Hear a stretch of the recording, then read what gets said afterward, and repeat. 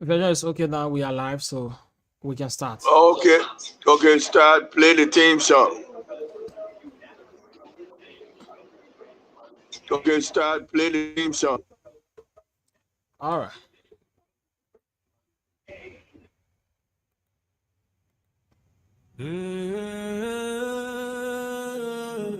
My people, time Top FM 105, 3 we on the air. Leader shout, Sheku Koroma. Rama ready, hit the play. Alex D. We're back there.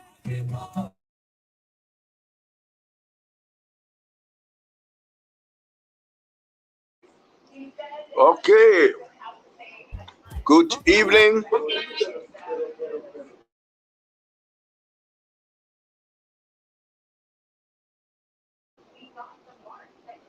Are you with us, Alex?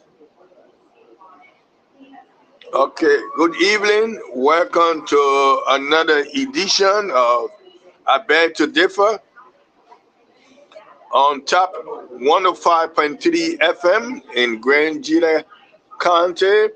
And you can hear all through the southeastern region of Liberia. Today we have a special guest comprised of young people who taking the cyber security to another level. The leader of this group, Victor K. Jawu Jr., and other members of the team will be joining us or are with us already. And they just recently went to Ghana to compete in the cyber security competition spearheaded by ECOWAS.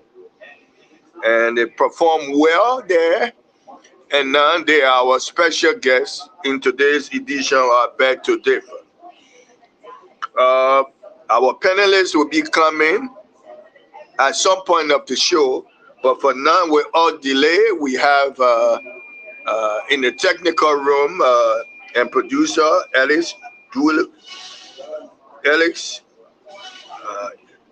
as our producer in the also technical person, and we have Archie Wright, who the host, co-host, and Sekou Kroma, the host.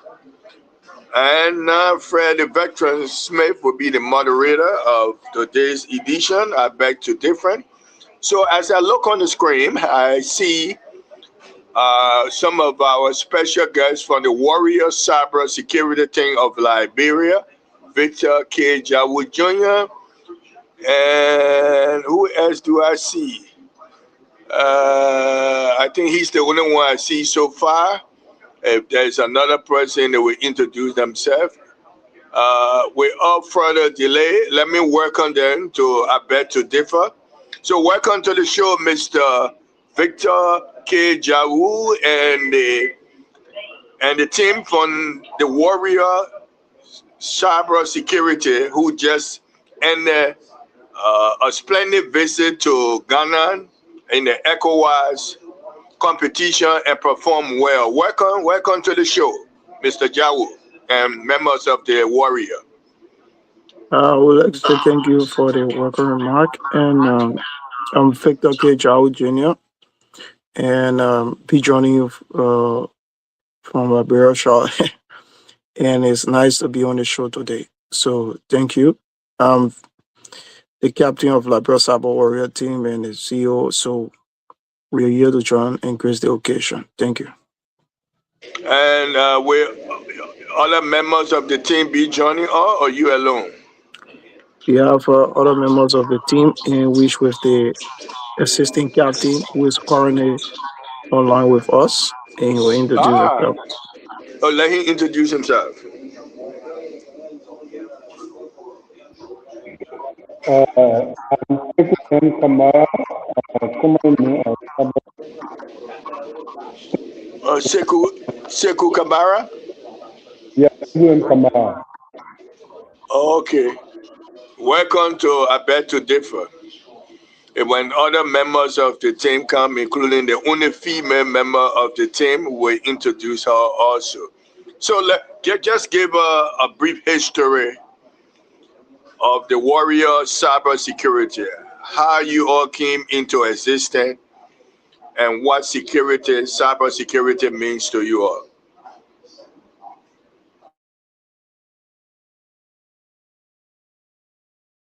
Mr. Jawu?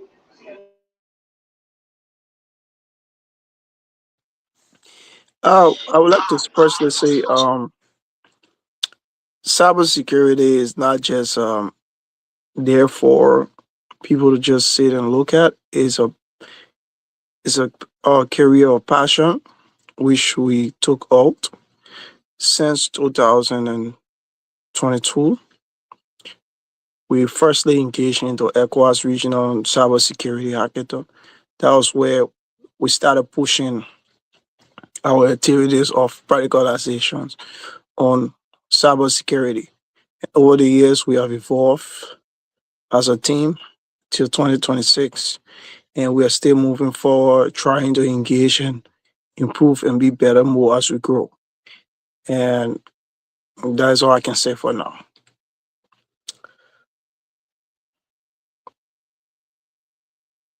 So, how are you bringing the young people of Liberia into this new profession, cybersecurity? How do they learn? How do they get together?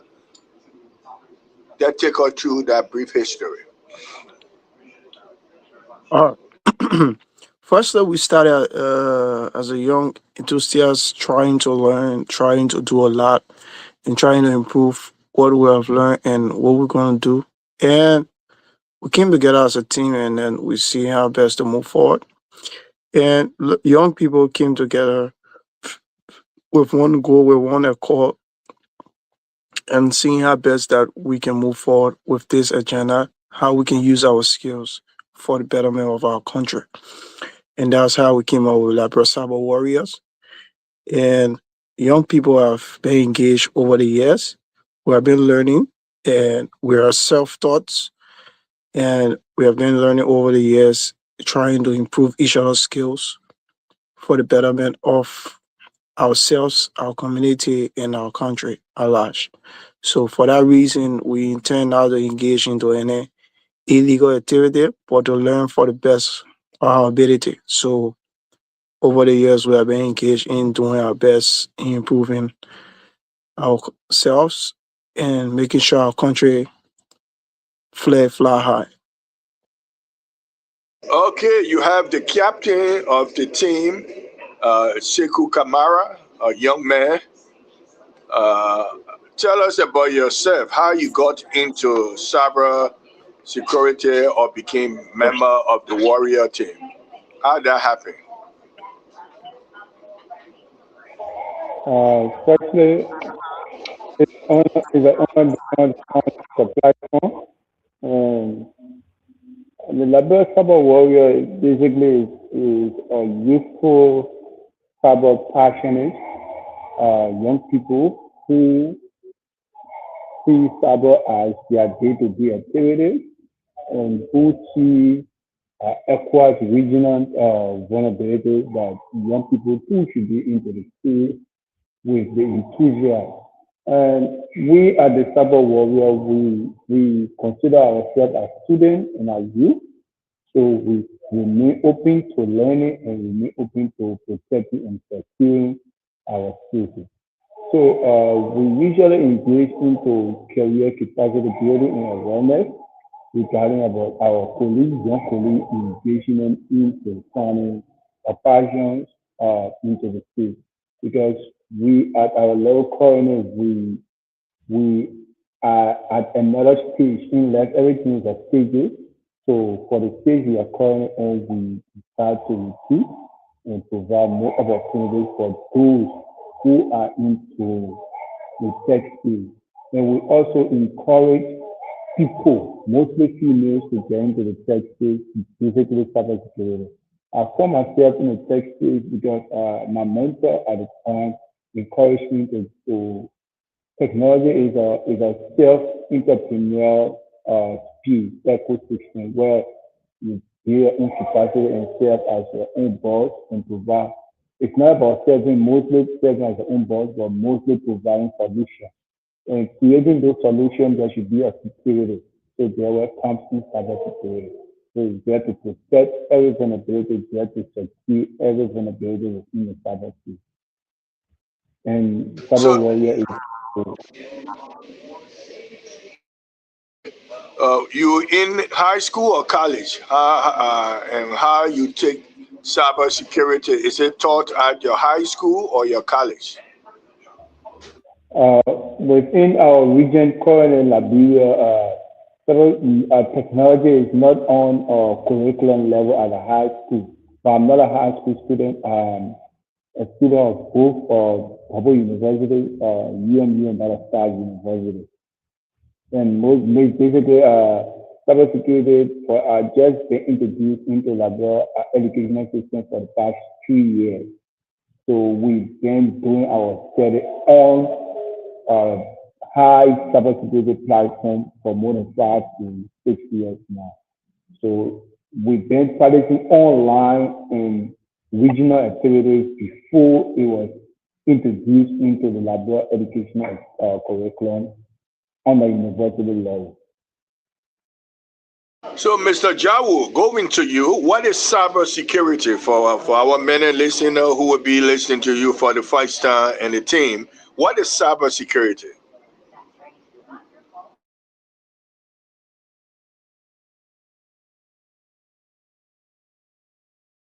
Mr. Jawu, if you're not with us, okay, let me do Kamara. What is cybersecurity to you as the captain of the team when you hear the word cybersecurity? Because based on the audience of the platform, so we just give it a low maintain. Cybersecurity in a low maintain is a way in which we secure our day-to-day activities online. In a sense, like if you are about to sleep, you protect your window. And if you protect your window, that say by closing your window, you should also check on the door, whether the door is closed. So it's there to protect every open pores of the online activity and keep yourself safe. Because when your door is closed, you make sure your window is closed. There'll be no vulnerability. There'll be no free access for criminals to enter. So I just brought that to the local may understanding. But when a driving tool online platform, your social media accounts, your email accounts, your mobile money, they are all should be protected, not repeating one type work continuously on different platforms. So it's a protecting every free access for strangers who are not authorized. See, who are other members of the team? I know they will be joining up, but who are the other members of the team and how you all work together? We have all of the team made of team A and team B. So team A members, we have main Tiku Kamal, Victor Jau, Sasha Reese, and that of Javert. And then to B, member we have Yaya, we have Wakai, we have Grace, and then yeah, so it's a two teams, team A and team B. So it's not only one set of team. So what we do is that when we understand team B member is performing, and then we call team B member to compete with team A member. And the person or individual that will win that spot will automatically substitute questions on team A. Mr. Jawu have just joined us back. Mr. Jawu, how did you prepare the team as the head of the team before you all participated in the ECOWAS cyber security? Take us through that journey and what happened at the competition. Firstly, I would like to say thank you for the information. If the question, but I will say this: this is a self-taught team which we have tried to prepare over the years, and we have tried over and over to gain support because We are self-funded, and we have prepared over the years by getting some free tools, free sites that we use to practice, and we have created our own platform within our own circle to prepare ourselves. And we have some sites where we have like Try Hack Me, Hack the Boss, where we have gone to prepare code there and see how best we can tap uh, the scoreboard there. But again, we have faced difficulties during our preparation, even to going to the finals of this ECOWAS hackathon. But again, nevertheless, we were not deterred by whatever difficulties and things that we face, but we were determined to move forward in making sure that our voices are being heard and our country flag is being put on the map once again.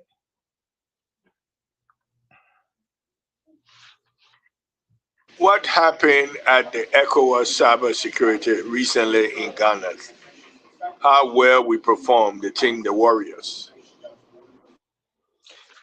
Firstly, I would like to say thank you to the team for performing extremely well, coming in the first top 10 and having one of the best females within the region performing. But again, we did extremely well. We were performing this year with our school board because we noticed that most of the teams that were at the hackathon, they they were always looking at the school board to do some extremely dangerous things. And so ECOWAS came out with a new rule this year, 2026, that there will be no school board till the end. And that was how we were able to compete and able to come in the first top 10 and having our female being the first and one of the best within the region, having to top everybody. And yeah, and then the rest, two of the other countries came in tie with the same point. But again, we're using our own funding, our own resources. Later, our our sponsors that came in, LTA, I want to say thank you to them, and also to Stars University for coming in to support us, because it wouldn't have been easy without them going that far, because like it was not easy within the funnel because you having people that are sponsored by their country and state resources going and competing against them, coming within those level. It was good, and kudos to the team again. And I had to leave Seguem Kamara, who's the assistant captain. I had to leave in charge. I had to travel because some emergency trip. But again, we did our best, and we're hoping to prepare more this year and get prepared for next year. So ECOWAS sponsoring this competition, I know it's every year. What is ECOWAS trying to do with cybersecurity in the region? Because I have a team that said the youth of Liberia taking cybersecurity to a new level of peacekeeping within ECOWAS region. Is that a true statement that you all are doing, taking cybersecurity to a new level of peacekeeping within ECOWAS region? So tell us with that topic, what are you all doing with the competition, with what you are learning, putting together? Will this make Africa region free in terms of your knowledge of cybersecurity, or you're doing it just as a hobby? All right. I would say this, right. For us, we're like what you said is right. We're using it as a peace building form for youth to be engaged in learning and using their skills for the betterment of their countries and for their neighbors and the rest of the continent in the world. ECOWAS came out with this since 2022 for having to spark up new talents within our region for us to use our skills for good and not for bad. We have noticed over the years that a lot of cyber criminals, cyber crimes have been on the rise within Liberia, and Nigeria, Ghana, and the rest. But Liberia have been on a low level, and we have been doing a lot. But again, within the region, we have proven ourselves to be one of the upcoming fighting force, and we're doing our best.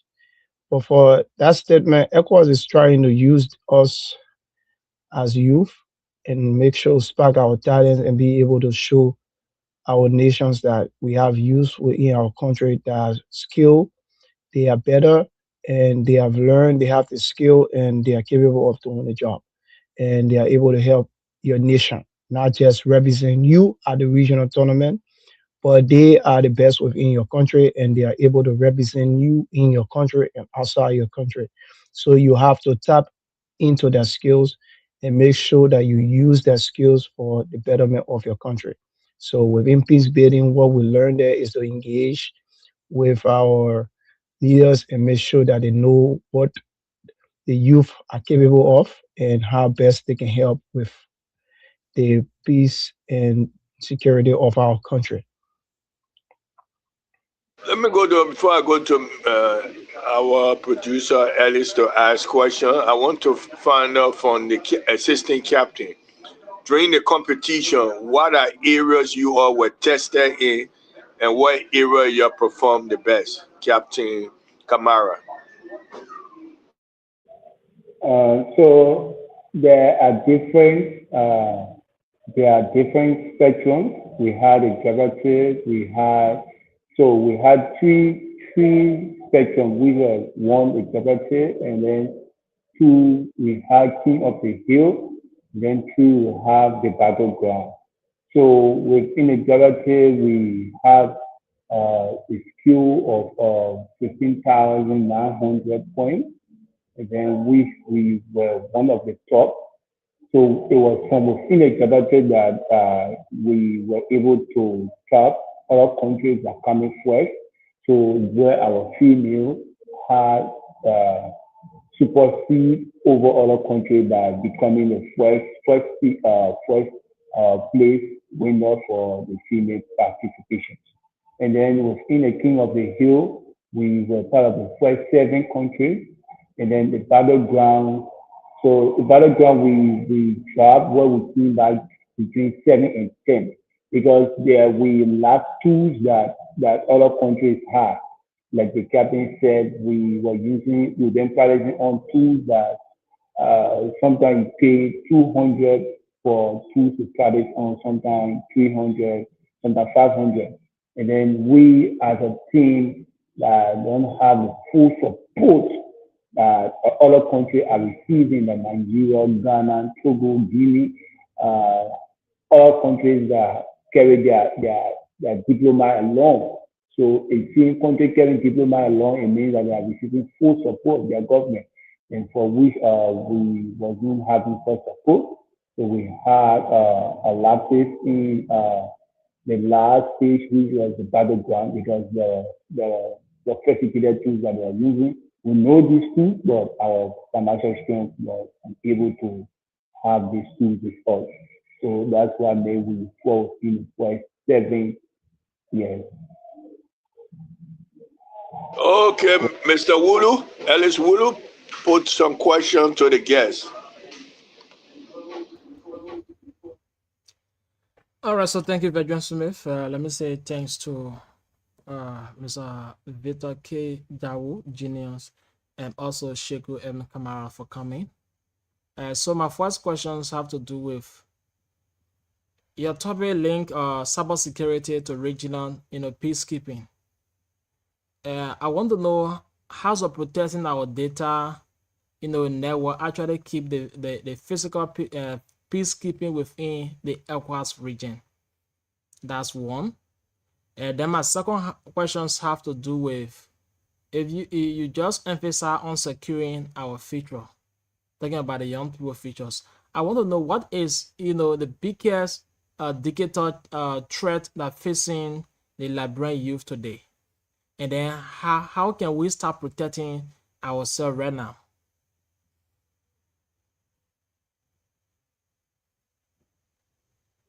You say your first question was what? You say your first question was what? My first question, I heard you talking about cybersecurity, and me say, I heard you talking about your topic like linking cybersecurity to regional peacekeeping. My question here is, how does this protect our data network actually keep physical peacekeeping and within the ECOWAS region? That's what I want to know. Uh, I was speaking to capacity Uh, for that. I was speaking to capacity for that. Okay. Firstly, for the team, on the Firstly, team level, for the this is a team on youth the team team that level, this represent the is a youth country, team that represent the and we country, see our best to and we help our see our country best to improve. help And our when we see country some improve. lapses, And when we we see make some lapses, we make recommendation to our country recommendation leadership, to our especially country to the Ministry leadership, of Posts and especially Telecom, to the Ministry of Posts and Telecom, who heads the telecommunication who heads sector. the telecommunication sector. And it's up And to them to take it's up those to them to take decisions when we those found these decisions when we things found that are these affecting things that are the youth affecting the and youth the and country at the large. country at In large. securing In data is securing up to data the is Ministry up of to the Ministry Posts of Posts and and Telecommunication in Telecommunication in collaboration with collaboration with LTA and LTA and LTC LTC in making sure in that making that sure that have have full full fruition into fruition our country. into our Because when it country. comes to Because when it data, comes to data, it's it's Ministry of Posts and Ministry of Posts and Telecommunication that Telecommunication do that all do the all the data data preparation and the preparation data and the data policies and the policies rest. and the rest. So it's not up So to it's us not as up a team. to us as But for a me, I team. can help But for me, I say can some help things because I say serve as something because I serve as the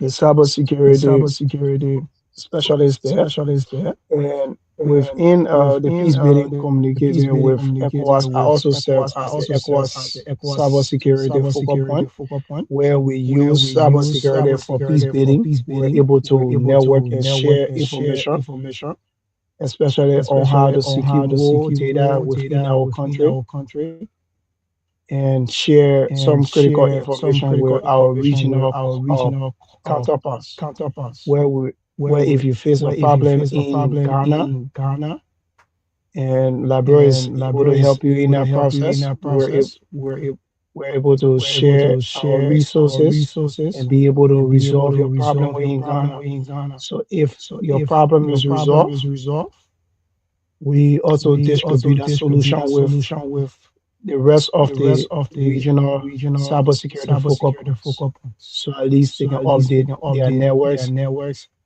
and inform their and inform people their of people these of these threats. threats. And second, when And it comes second, to when it comes to Liberia Liberia youth, youth, what are what are some of the some of the dangerous things that dangerous affect things that us? affect us? People take People take data lightly, data lightly, and there's one and key thing there's that is one key affecting thing that us is affecting because us because scammers and hackers scammers and use your hackers use data your data to hack you to and hack scam you you. and For scam example, you. for example, For example, before the smart before AI, let the me open smart your AI, let eye, me open right? your eye, right? Mm-hmm. Because Because back a back few years a few ago, years ago, there were a lot of there were a Liberians lot that of would dupe Liberians that would our dupe our online scam online called scam Smart called AI. Smart AI. And first thing And that first happened thing that was happened was there was an there was online an form that was a online form that duplicate was a of duplicate of the Ministry the of Ministry Finance. of Finance. They were saying that they They were were saying giving that they were you giving guys you funds guys and funds support. and support. Just fill up the form Just and fill they up will the give you form money. and they And will people give took it you like that. money. And And Ministry of people took Finance it didn't respond to and that Ministry of Finance activity on time. didn't respond to And that. Did it those on guys time. stole a lot of data And from the those guys took citizens. a lot of data from And they the take these things citizens. like that, especially your And they take name, these your things date of like that, birth, especially your name, your date of birth, and where you and live, where you what do live, you work, what do and all the you personal work, information. and all the personal information. Mm-hmm. But but But you see, but see to give that to the scammer see as to a give that to the is no scammer threat. as a no threat. And next thing after And next six thing months, after 6 months, 1 year, you one guys year, turn to call you you, guys hey trying to John, call you, hey John, you just want you XYZ, just you want live XYZ, XYZ, you live and the XYZ. person starts saying And the things that is person starts saying convincing. things that is convincing. The next thing you tend The to next follow thing them you and tend to give follow them the them and give information them the that you information that You, you gotta mute this. Unless you gotta mute when you ask no question. so you gotta turn to like be confused because the person can have actual information about you. And then what happened next is that they kind of like give you the information and you convince how the person know your name, your date of birth, they know where you live. And you can't remember when last you ever gave somebody that information. Fill out on your part, you have forgotten that you filled up a form online from the fake replica of Ministry of Finance. And then there where the guys gather all the data. They noticed that Labrador was vulnerable with a lot of information. Then they created a Ponzi scam called Smart AI. Fool the people, make them have the trust that if you put $5, you can get $50, $15, and the more money you put in, the more money you get out. That was where they put a scam out, and in which at that time and up to present, we're still fighting to have a law that will be able to combat that. We've been pushing to the House of Parliament, and which the House of Parliament also approved the Cybercrime Act. But again, Smart AI stole a lot of cash. And the thing about the scam is that the more money that is in, once they reach their peak, they just close the platform. And that platform is not run by you or me, but it's run online. And once the online scam, you don't control it. It's up to the administrator who has that platform.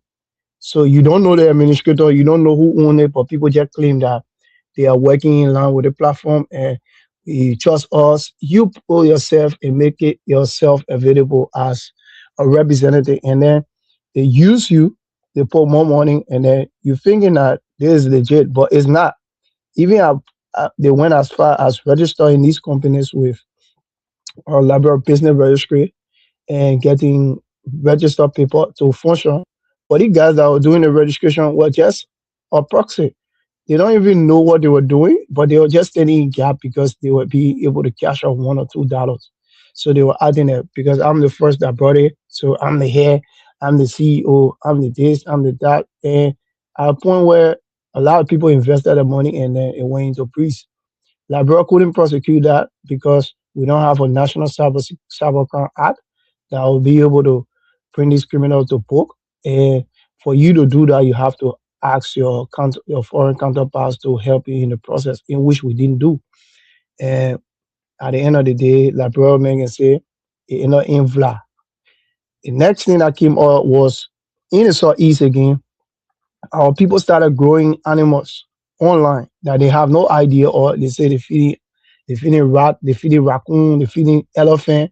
And it was one of the funny things because after Smart AI is another Ponzi scam, it's always a scam that always make you think that something is real, in which you get it seems too good to be real, and you think that you're gonna get the cash today, and you put $5 in, you get 15 in your account, you ought to withdraw, you're seeing $5 back, but you're seeing 10 in your account. But you can withdraw that 10 on the you put $25. And when you pull out 25, you ought to withdraw 10. You see how many dollars you losing in the process, but indirectly to you on the platform, you get that money. Then after 24 hours or 48 hours, or you have to bring 2% before you be able to withdraw your money. And that 2% you bring in, if you calculate that 150 or $50 they put in, you just getting your money now because other people that deposit their own money. So it's a scheme where a Ponzi scheme where they influence other people to bring more people that indirectly you think that you know it, but you don't know what's going on behind the scene because they want to reach that peak.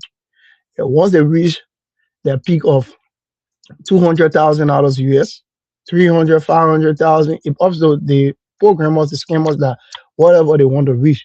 And you just playing, you think that you are gaining from them, but the more you bring, another person bring, only you can withdraw, the next person can withdraw the other way. After you bring another person before the other person withdraw, because they're holding the money, it's like you put $50, they will hold $40, they give you $10, and they're waiting for another person to put another $50, then get the other person $10. You see, now they have $100, they only get $20, and they having $80 in their account. So the more money you put, the more rich you make them.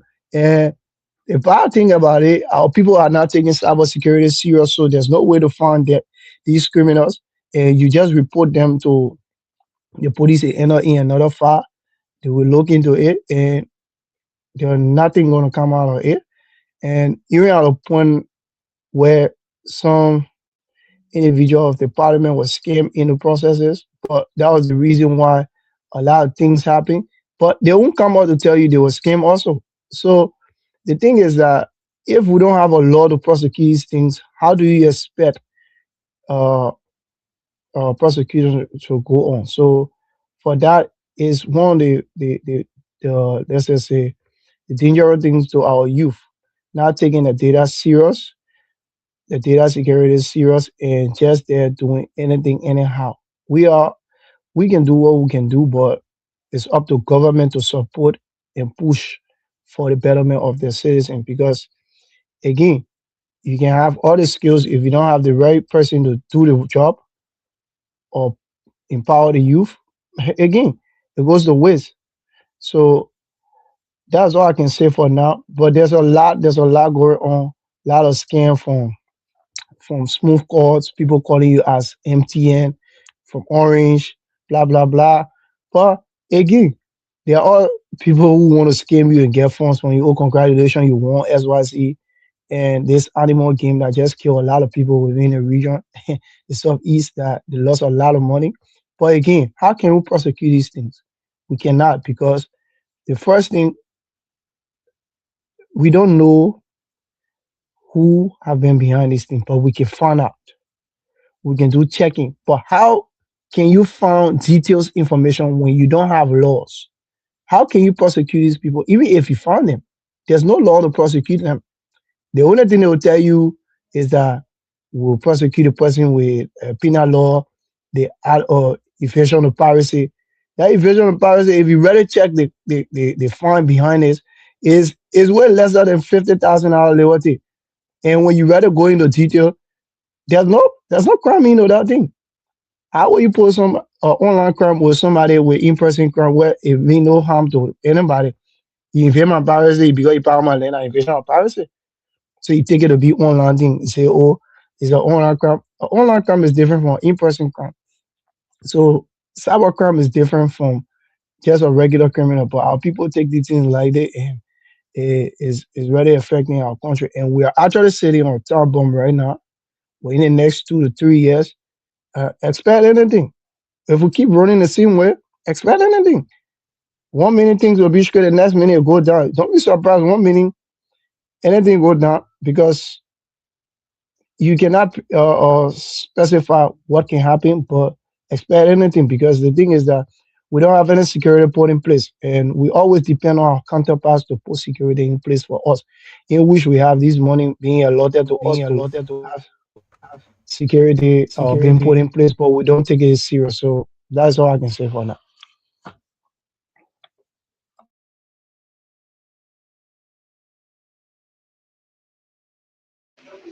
Alice, you finish with your questions? Yeah, so I just have two questions because like when you explain, I think it's just a lack of educations that may be hindering the young people within Liberia. So I wanted to know what are his team doing in terms of maybe bringing it to the attentions of the Liberian government that we can have a law for this, because they are being most people being victims of this, and sometimes they may link it with the companies that the GSM company that we're using, and at times people start depositing their money into this and they become victim. With the cyber security that we are talking about, there are cyber crime that other people commit, like hijacking people account and then posting some of their, conservation with other people that they have privately. They will see, and then they start demanding money from you at the end. They start posting on Facebook. So what are you guys doing in terms of bringing it to the attentions of the Liberian government to have a law for this, that anyone be caught within this act, if you guys do the proper checking and then find out by, like for example, Ellis is the one who do this and bring me to the spotlight, what are you guys doing that maybe the government will be able to go by that law to prosecute me? And then my second question is going to have to do with what is opportunity that exists for young Liberians who are interested to in learning a cyber security career. What are some opportunities exist?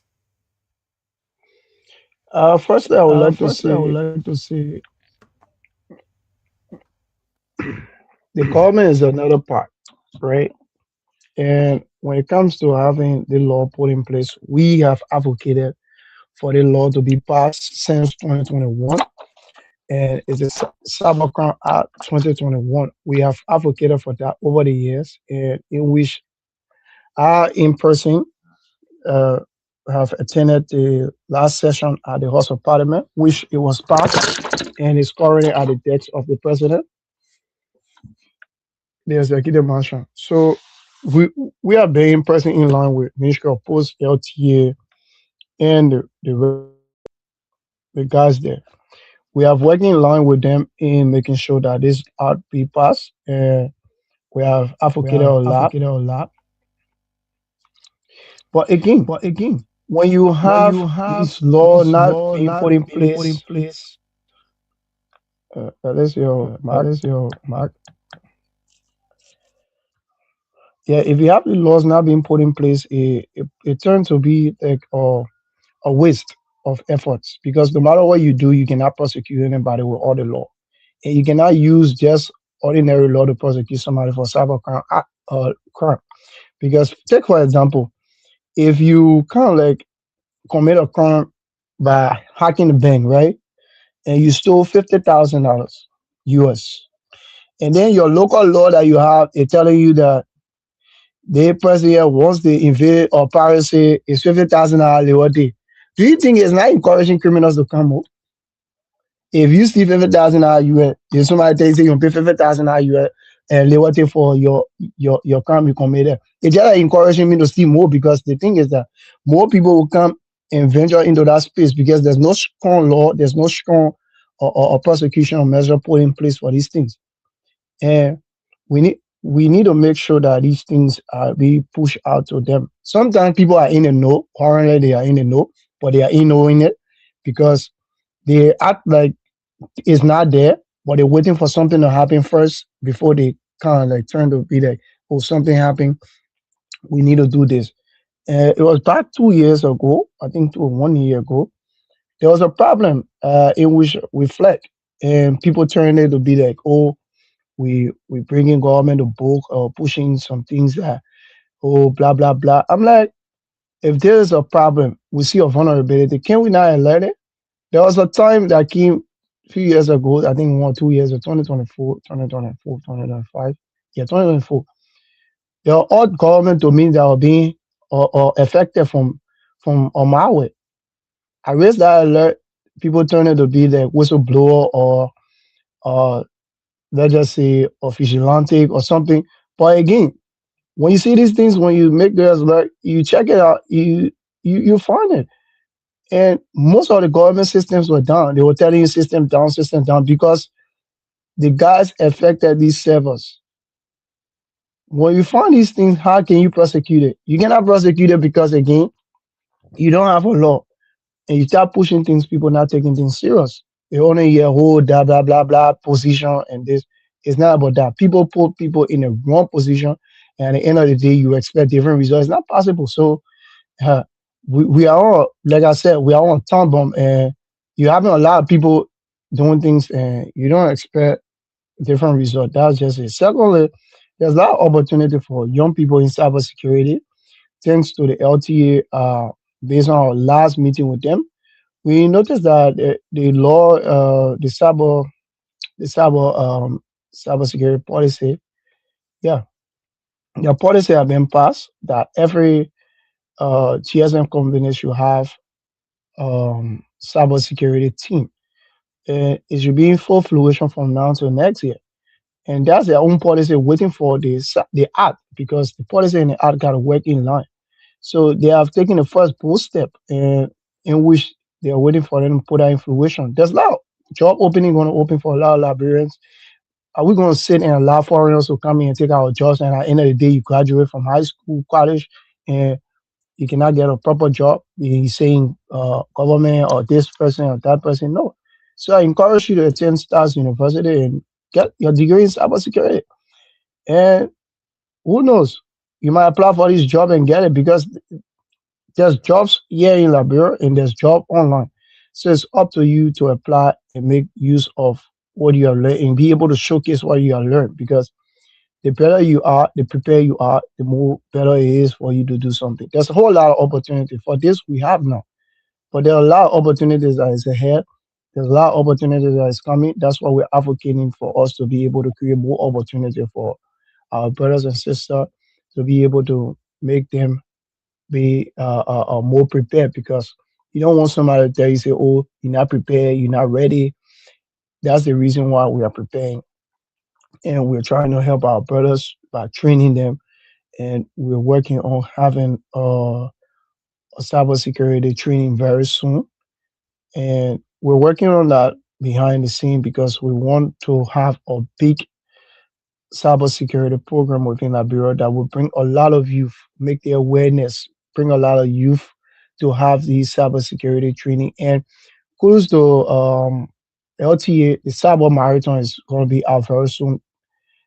The guy's going to be in Banga and Maryland, and Seku is going to be with a team that is going to go to Maryland Southeast, and they're going to make sure that they have this cybersecurity awareness being going on to the high school students so that they can know the right from their wrong, what to do and what not to do when it comes to having a phone, having a chat online, all these things. It's up to people having these awareness and the education, because if we don't do it, we're still pushing the people to fall into more problems. So that's what we can say for now.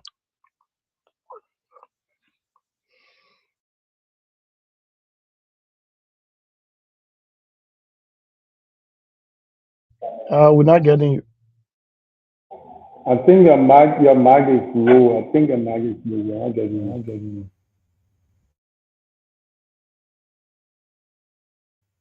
Ellis, unmute. Yes, sorry, man. I just talking for myself alone.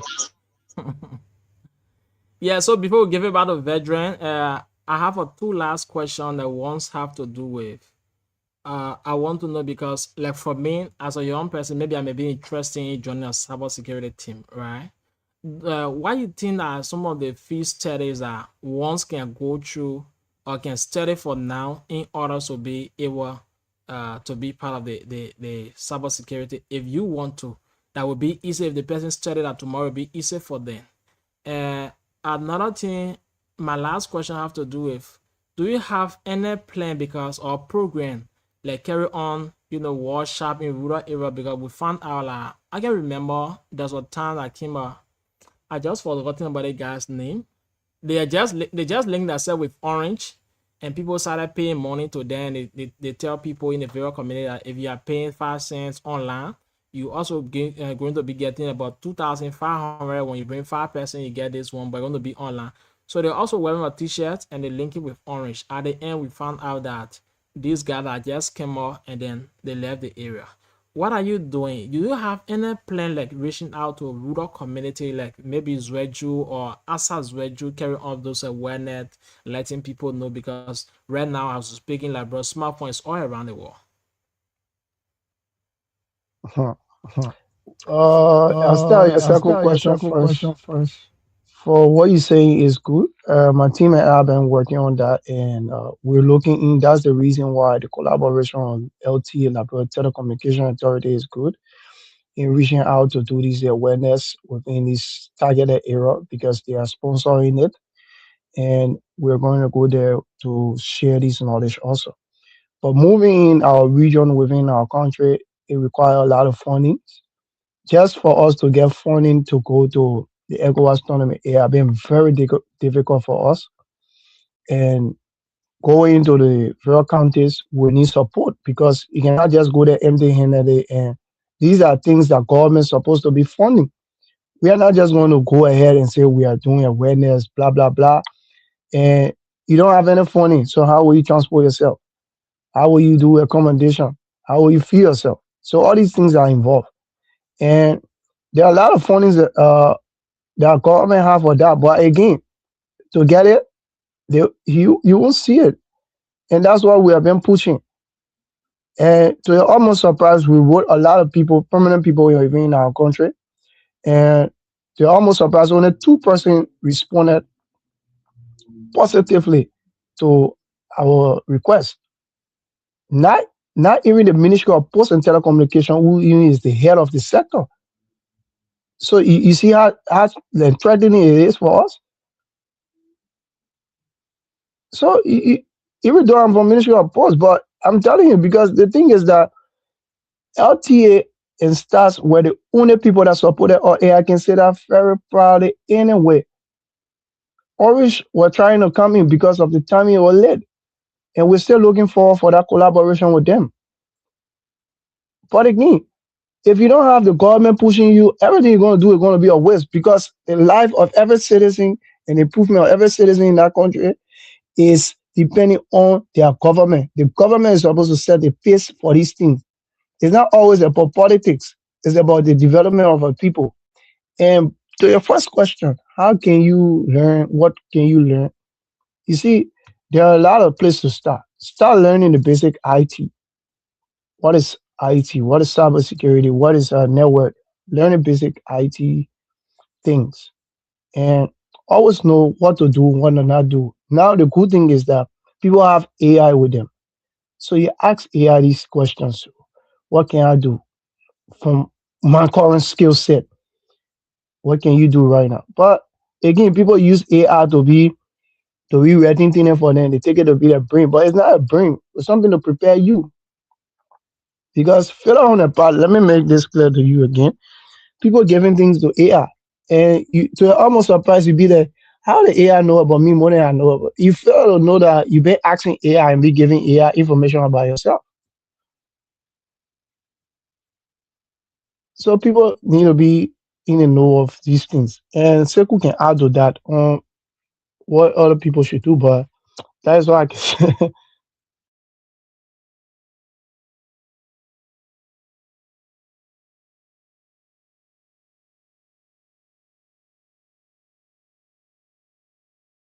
Seku, you can add up there. So basically, it's just almost everything of what I'm saying. At the Liberia Cyber Warrior, we work along with other groupings such as the Liberia Information from Liberia, and you cannot prosecute people without the law. You cannot grab a criminal within a specific field and prosecute them with another law from a different field. So cyberspace has to do with electronic, online platform devices.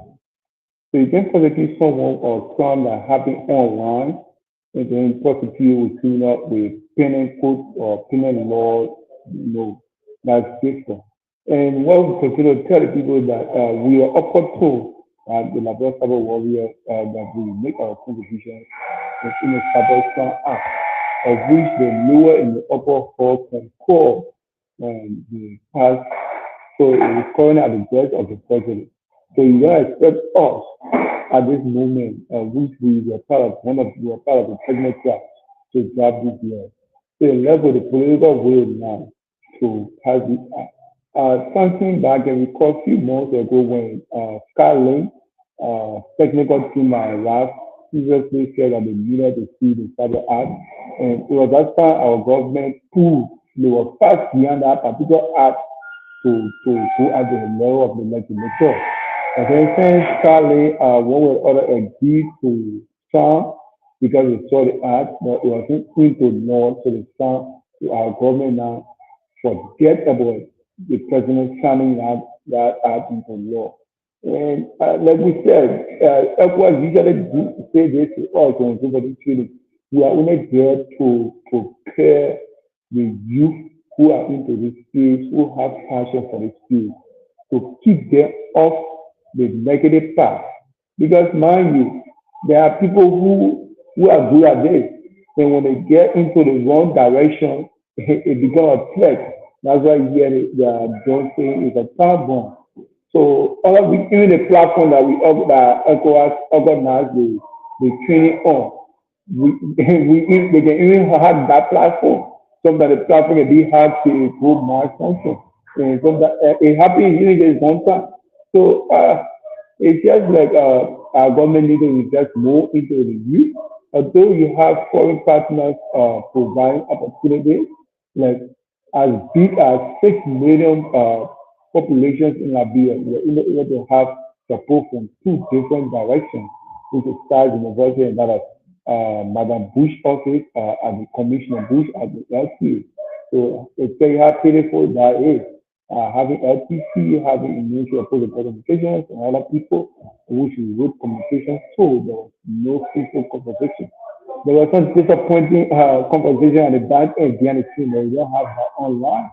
So, but as it is, we continue to tell people technology is our life and cybersecurity is our passion.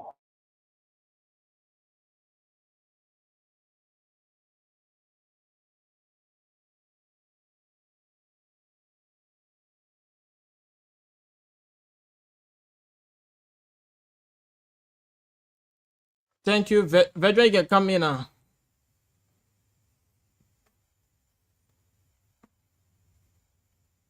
Okay. Well, my question to you, or what are some of the challenges facing you, Liberia, or you all pertaining to telecommunication? We just had Sercon and we have Lone Star. What you think Sercon and Lone Star can do with your knowledge in cybersecurity that will make Liberia much safer in terms of these two companies using cybersecurity?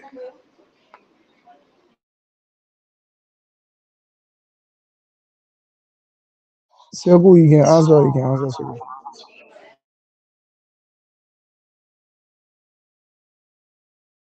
Seku, Kamara, are you with us?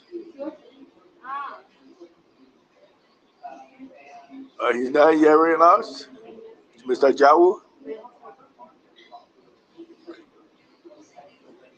Can you help Sercon and Lone Star in with cybersecurity that could be useful to the customer?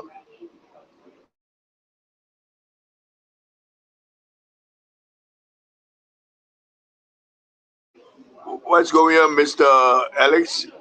Wulu, what's happening? We're not hearing our guests.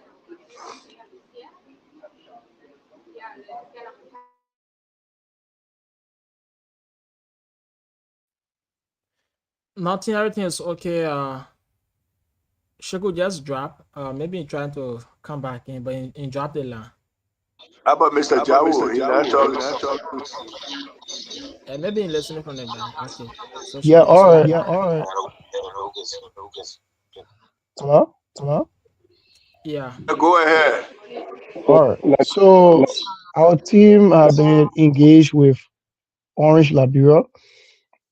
They supported us 2024, in which we were competing in Nigeria, and that was when we started aiding Orange. And in collaboration with Orange, we were able to have the National Cybersecurity Month, where we train joint security in line with Ministry of Post and Telecommunications. So we offer a lot to help the GSM networks, and we have reached out to MTN over the years, but there's no single response. So that's just it. Our country have been operating on asylum base, but however it is, we offer a lot to our country in the GSM networks. We are willing to have trainings, seminars to train other people, and we are open towards that.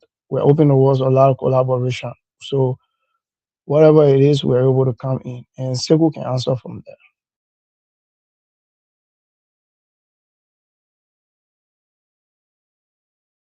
Wulu, I'm sending you something in the chat room, and I want for you to put it on the screen. And because I want to ask Mr. Jawu a question, and it's pertaining to the drugs trafficking that went on in Liberia.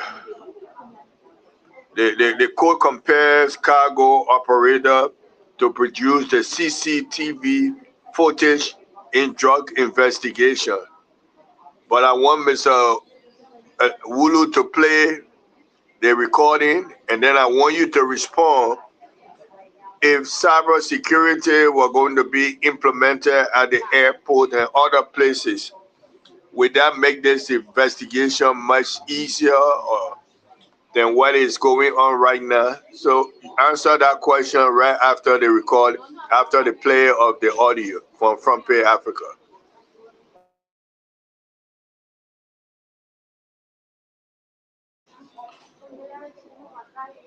Mr. Woodou, play the recording and put it on the main screen.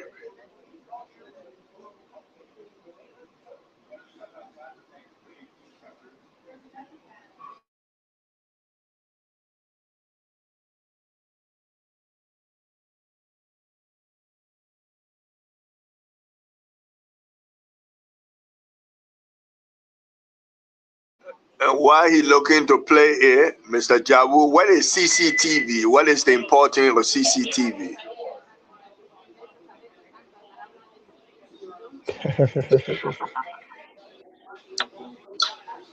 In cyber security term, what is CCTV, the importance of it, and how people can be caught by getting the footages from CCTV? What is that, Mr. Jawu? All right. So what I would say is that the CCTV is there for footage that will aid the investigator into their investigation. It's not a primary, let's just say, it's the main information, but it's added support towards security investigation.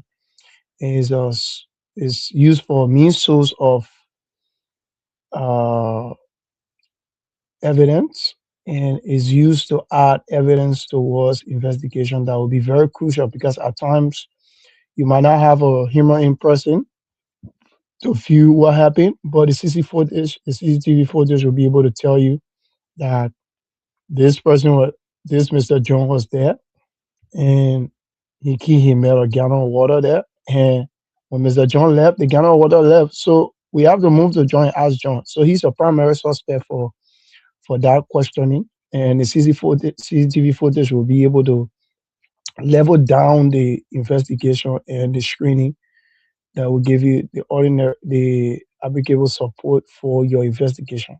And even at a point where it will be able to detail to tell you who was the main culprit of the crime and the rest of the information might be there for you to be able to use for your prosecution as an investigator.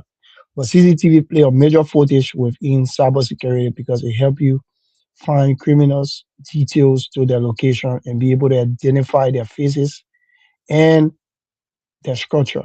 So it's easier to use CCTV footage. Even in the banks, you see CCTV cameras around.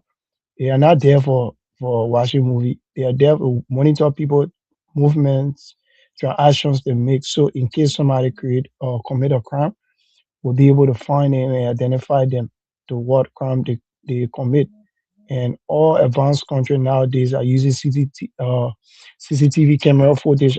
They have the CCTV camera set up to their major points of entry and exits, and they have them to every critical environment where they have important and crucial information, especially the airports. Every airport around the world right now, they have CC camera at the airport, and every exit point they have CCTV camera there. And not talking about the streets, they have CCTV camera in the streets because they want to monitor crimes. You want to reduce crime rate, you have to use CCTV camera. You want to reduce unlawful behaviors, you have to use CCTV camera. You cannot be there 24/7, but the camera is there, it's on 24/7. So in case something happens at 12, 1 in the morning when there's no security around, you'll be able to watch the footage to aid your investigation into apprehending that criminal. So you need CCTV camera footage and you need a well-trained cybersecurity expert that will be able to do the forensic investigation within this footage. Because it's not just anybody that watch CCTV footage can just do anything anyhow. No. But let's just watch this and then we can know what to do next. Okay, Alice, Wulu, you can play the Front Page Africa. The code is requesting it.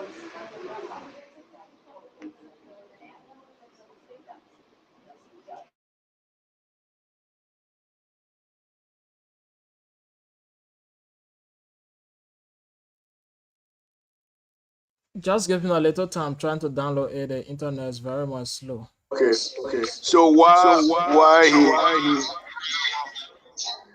he looking at or trying to play, mute your microphone, Alex. Okay. While he trying to do that, let me ask Mr. Kamara. Mr. Kamara, what are some of the tools that would be very helpful to the young people like you, the Warriors team, that when you went to the competition that you all never had, but if you all had it and practice on it, your score were going to be much higher at the competition. Tell us some of the tools that you all need that we can also, people who listen to you all right now can want to help you all and help you all get these tools. What are some of the basic tools for cybersecurity as a young person that would be necessary for the Warriors?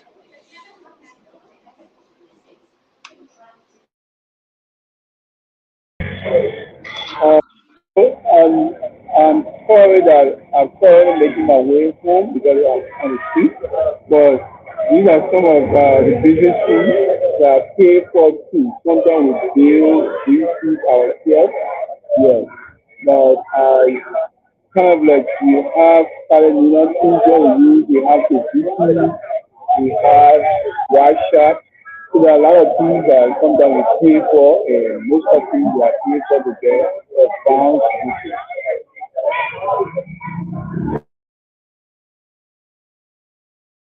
Okay, he trying to get home and hearing the noise. So, Mr. Jawu, you can answer that question because he going home. And until Mr. Ellis Wulu ready for us for the recording, the code is requiring CCTV. And my question to Mr. Kamara, you can answer it. What are some of the necessary tools you all might need and you can start contributing right now, helping Mother Liberia or helping the warrior team when they go to the next competition to perform well? What are some of the necessary tools that you all need?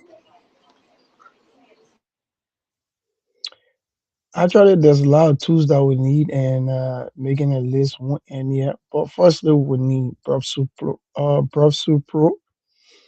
These are tools that you pay yearly, and we need some embedded tools that are in Metasploits, like the pay for version. And there's a lot of tools that we can list here because of security reason.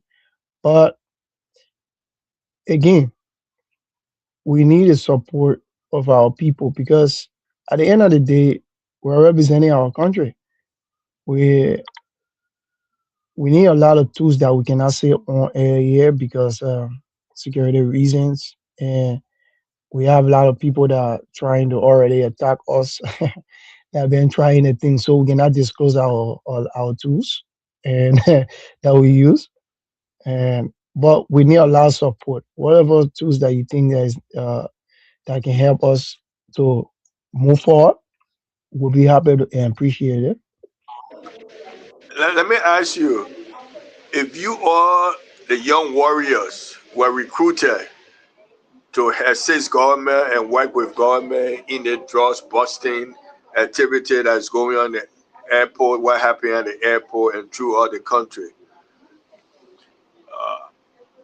what you think that you all could have contributed that the whole public right now is wondering who is the person, how it got there, what's going on? Everybody crying for information. What happened? How it got to this warehouse? How they enter the country? If you were recruited to protect Liberia from all these things coming on, what are some of the things you could do different? One thing I would say cybersecurity is an art, and there's a lot of procedures within it. And for us, if we're recruited, we'll be able to follow due process and be able to answer these questions because we're going to do detailed investigation from forensics base to the actual report because from that actual intelligent gathering we'll be able to get the information we want. and that will be able to ease people of their stress and make the public come at ease. But again, there's a lot with investigation within Liberia, and there's a chain of command. And when you don't understand these things, there will be a lot of problem for you. Uh, I didn't say this before, but I worked at the police before, for numerous years, and I was there. And I wouldn't say more of that, but there's a chain of command, and in which you got to follow. So even if you have the information, if the director does not give you authorization to put it out, you cannot, not because you are being recruited. So again, it will play a lot of role if we come in. We'll be able to speed out the process in getting this information. Within less than a week, we're capable of getting information that we want. So the delay of this information sometimes is deliberate. I can say that sometimes these information are deliberately delayed because the more delay to this information being gathered, especially electronic information, the harder it is for you to be able to capture the actual information that you need. Because sometimes teams write over write. So if you're not careful, you might even lose the information you need because of delay. So every delay is very dangerous to the information that the public is seeking. So again, that's just what I can say.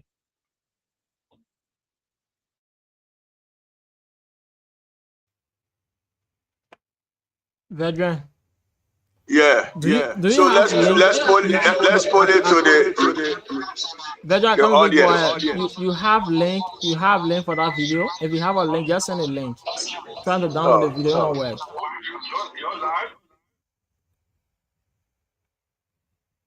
Yeah, so if you have a link, just send me the link. I can use a link to play the video.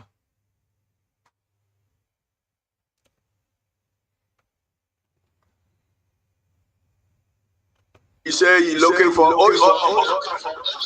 I'm trying to download the video, but just yeah, the okay, just website is not letting me download. go to Front Page Africa, and then you do it direct to the link.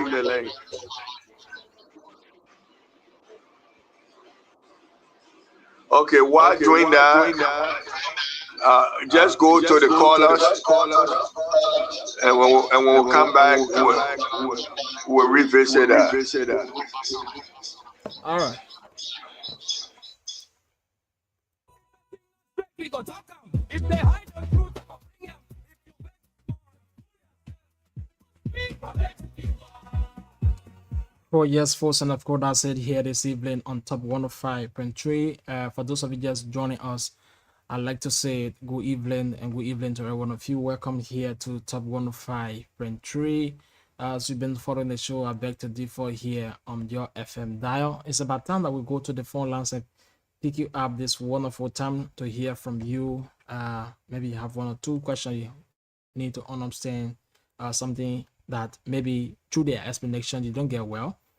You can still come on and ask your question. Maybe there are other questions that we ask, but then you don't get a clear understanding. You want to do a follow-up, you can also come and ask a question. So we'll go to the phone line this evening. Number support you through at 0776 105 105 881 143504. 0776 105 105 881 143504. At the number supported through, you're going to be live here this wonderful evening now.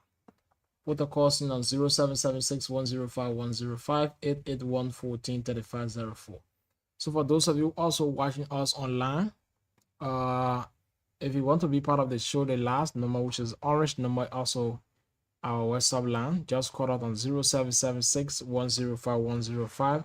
That's a WhatsApp line tonight. You're going to be part of the show. So for those of you monitoring us on your radio, just call out on 776 105 105 881 143504.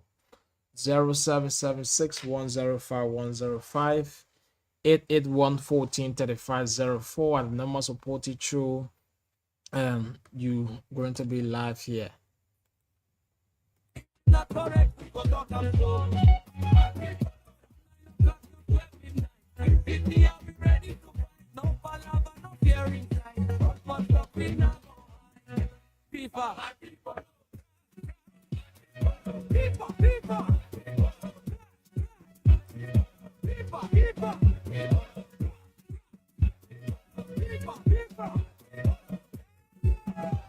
Let's hear it to number 0776105105 881143504.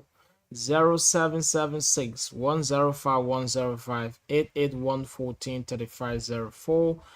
The number support each we're going to be live here this wonderful evening hour. Let's hear from you. You listen to our guests explaining why we're in the issues. It's about time that we get you the flow. Come in with a question. Maybe do a follow up. There are things that they explain that you didn't get well. You can still put a course in. Ask one or two. Let's hear from you. 776105105 881143504. 0776 105 881143504, and you're going to be part of the show here this evening. Alex Biulu, rock producer correct. All tonight, we beg to this day. I beg to differ, my people. If it's not correct, we go talk and so.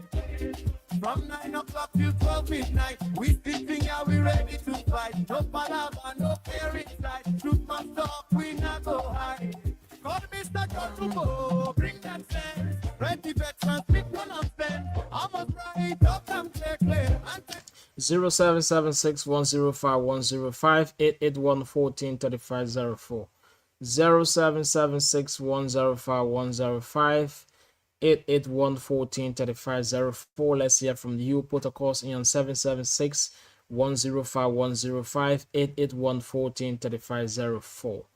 The two numbers tonight to post it through here. If you are there in the diaspora, you want to be part of the show, or wherever you're following us from, you want to be part of the show. Just use the last number is the orange line, and also a Western number here for the show, so you can just call her. If you are viewing us or watching us, if you look down on the screen, you will see the orange number also being placed there. Just call that orange number tonight, and you're going to be part of the show. So 776105105 881143504. 0776 105 881143504, and you will be live.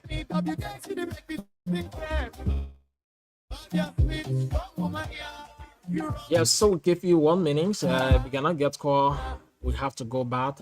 It's good that you keep your panel waiting, right? Keep your guests waiting. So we're gonna get 2 or 3 questions from you. We have to go back and continue the show here.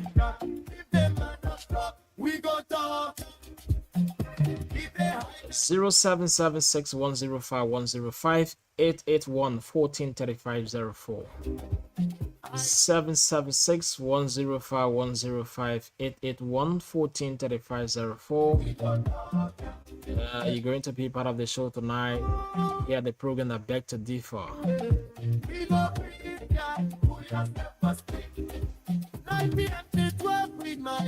The problem time, no sleeping business. Your voice, my tired.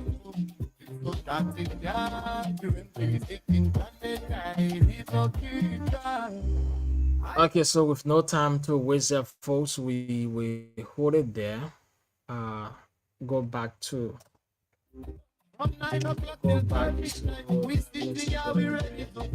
Yeah, so we'll hold it there to go back to the panelists here on the show. We'll give it back to Veteran, and then we'll go back to the guests to continue the show while we still the waiter cost. So Mr. Smith, you can take over. If there's call coming in, I'm going to let you guys know. Okay, so you can call out your microphone and see whether you can still do justice with that recording. Okay, Mr. Jawu. In cybersecurity, do whistleblower play a role or not?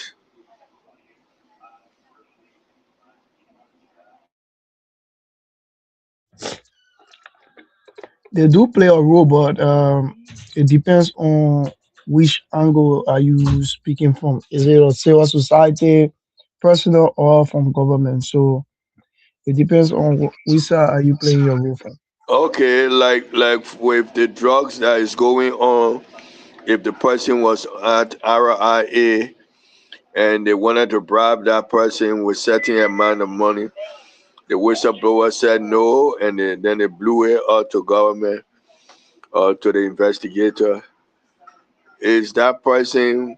Do you have to be trained to be a whistleblower? Uh it's two ways you can be trained and you cannot, but again, it's all boiled down to the person's safety and protection. You cannot just be a whistleblower if you don't have safety and protection being put in place for you. So why are the safety and protection being put in place for that person? So that's just it.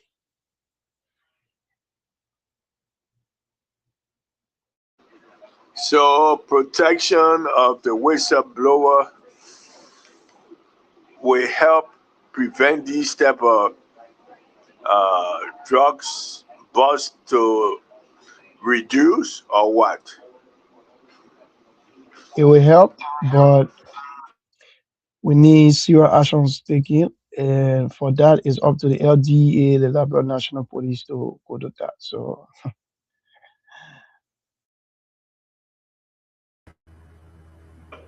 Cyber security is a young profession, young career among all the other security career. So how is it growing today in Liberia? Is it much need to be done to promote cybersecurity, or people are really running with it in Liberia? Take us through the journey of cybersecurity in Liberia. so first, I would say cybersecurity in Labrador is on a preliminary stage, and there's nothing being done of real essence yet. Uh, the Ministry of Post and ECOWAS has put in efforts to have a national cybersecurity lab and still waiting for fruition. And right now, we have a lot of things from Orange being put in place for security wise. On cybersecurity, point person has been working overnight. I've been in touch with him, and we have resolved some issues that pop up. But again, Labrador is still a virgin place, and people can do anything anyhow because there's no law, and we need strong measures being put in place. So, with all that, no matter what you do, it's risk free. See, so if I should ask you 5 areas. Oh, before I may get back to my one of my panelists, I just saw uh, George Newmo. Let him introduce himself, and if so, if he have questions, he been monitoring, or he can ask some questions. Mr. Nemo, we have the young warrior Sabra security team. They just came from Ghana and they won some areas in the competition. So they've been our guests for some minute now. So if you've been monitoring, you can ask questions to them. Introduce yourself and ask questions. Okay. Uh, Victor and company. Good afternoon. Good evening. I'm George Numbo. Sorry for coming late. I'm not well. Uh, Currently, I don't have any question because I just got on board. Thank you. Thank you. But Mr. Nemo, Yes. do you understand the importance of cybersecurity? If yes, maybe you can start your questioning to that, because these are young people who trying to promote cybersecurity in Liberia and might not get all of the cooperation. Well, cyber security is important for every country. And I'm surprised Liberia has just started in 2025. Um, there are a whole lot of catching up to be done. Um, they have to help in creating cyber security laws, in responding to threat to cyber security, and even in constructing cyber security infrastructure. These are things that we need. Uh, as it stand, God forbid,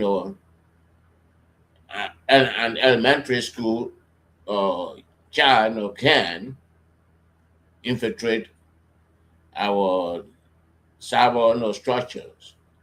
So cyber security is necessary. I always say, when I was in Liberia during Ellen Johnson Sirleaf first term, government ministers used to send their aid to the internet cafe to get their emails. So we are way behind. We are way behind. Even some of these Zoom meetings, some of these cyber meetings we are having, our officials, some of our officials, cannot understand them. So that is necessary. But having said that, what have you people done so far about national cyber governance framework in Liberia?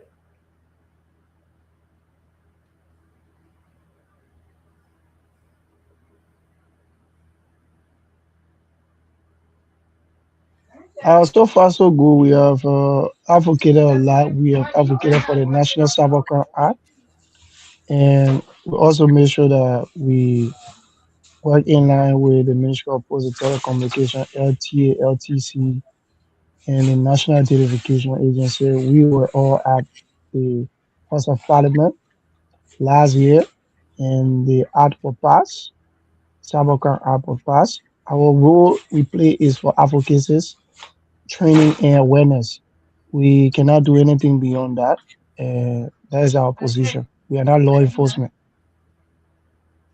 Okay. Your role is for advocacy and training and awareness. Uh, what about uh,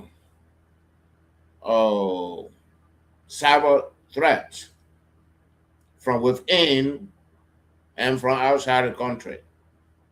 Have you had any since your establishment?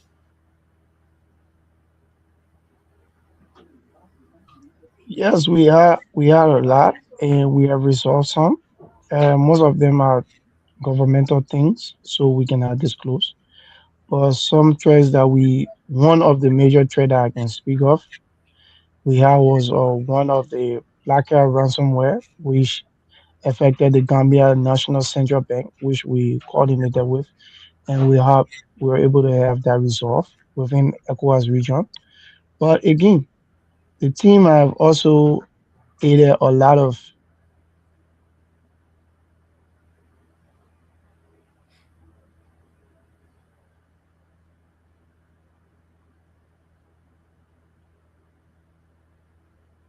Mr. Nimba, you finished? No, I thought he was say answering.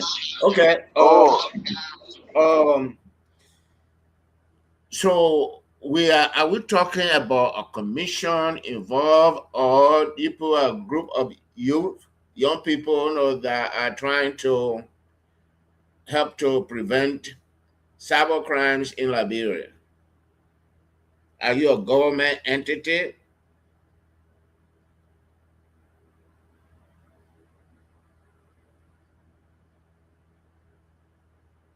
Mr. Jawo, what happened? I think you're having problem. Oh, Mhm.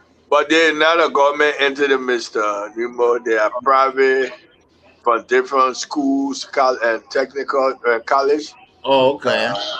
trying to bring awareness on the importance of cyber security and doing their part to contribute, but they're getting small support, but not everybody giving them support.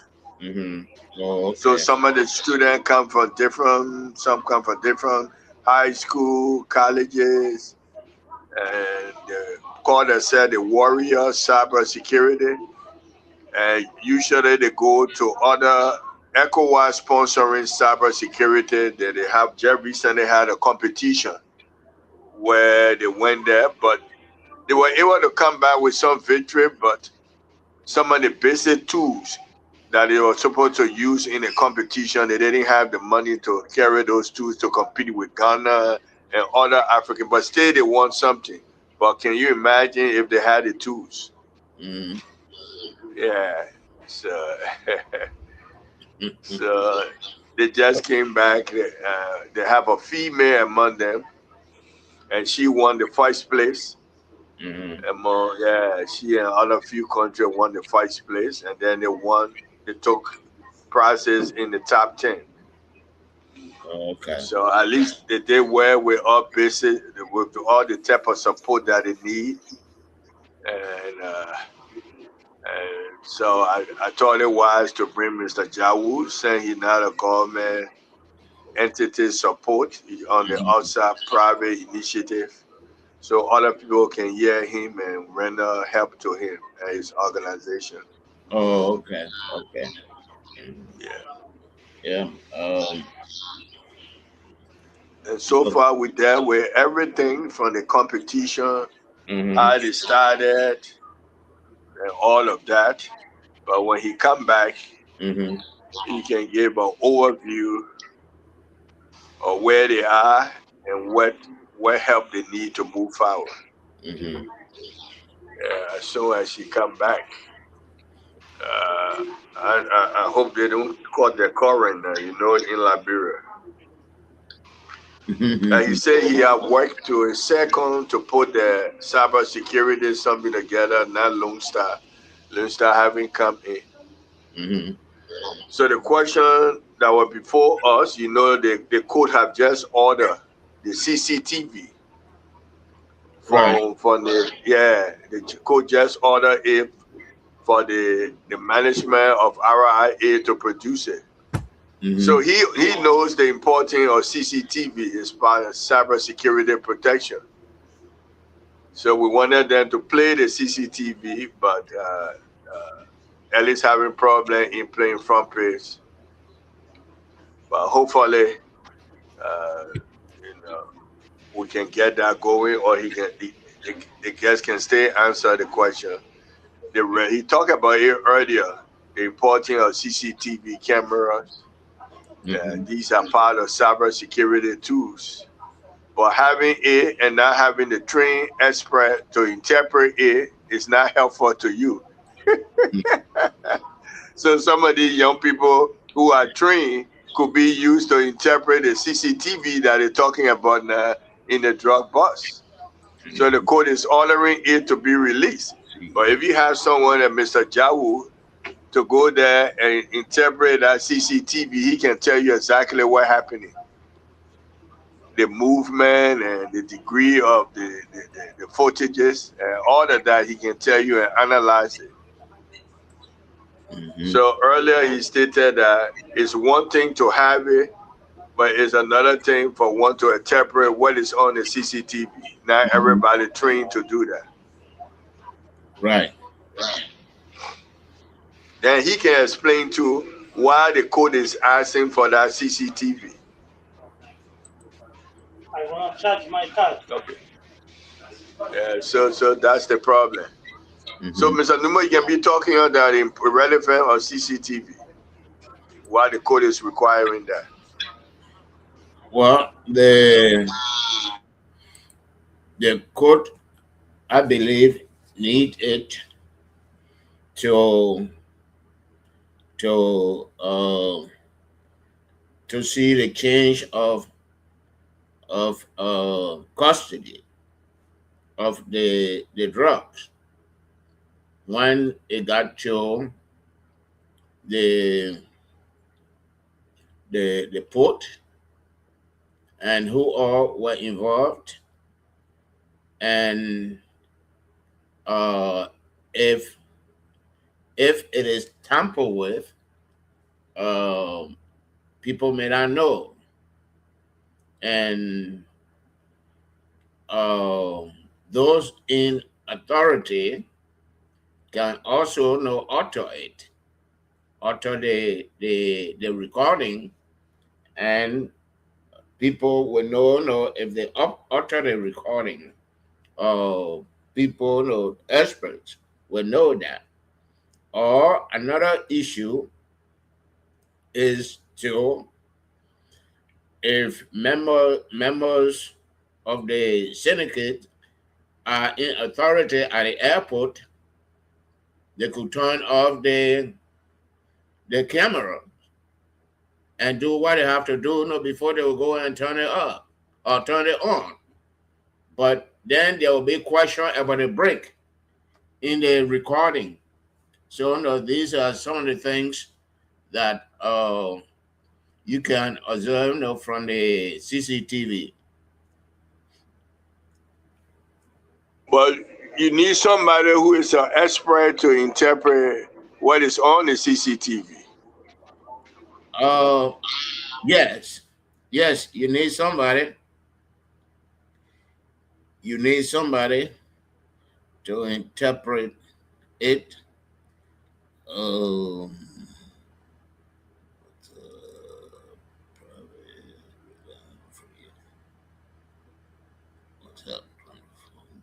Let me read to you something also happening too. Yeah. There is a whistleblower in this $19 million, according to Front Page Africa. The airport workers who turned down US $20,000 bribe could be key to unraveling hidden hand behind the US 19 million. Yeah. Mr. Numa? Yeah. Question? I'm trying to get the story? Yeah, I'm trying to share it, but it looks like it's not. Do you I can send it to. I can send it to you. That's what I'm playing. Do you hear it? Oh no, I'm not hearing it. Let me close.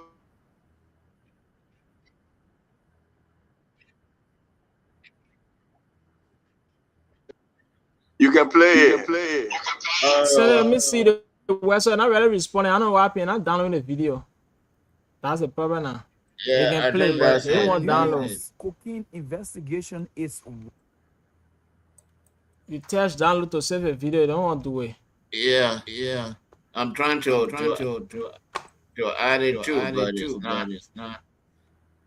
It's saying it is sharing it, but it's not sharing. Okay, stop.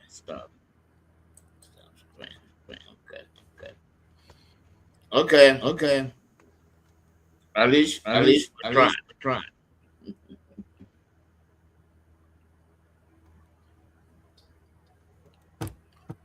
Okay, we can continue. I can send it to the chat room.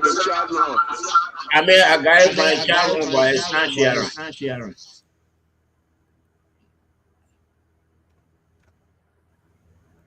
You are do it on my side. Let me do it on my side. Is that normal? You come here now.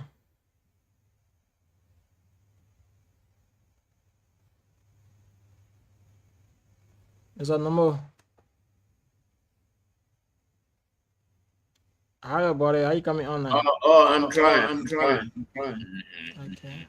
It's just that you want to add to it. Wow.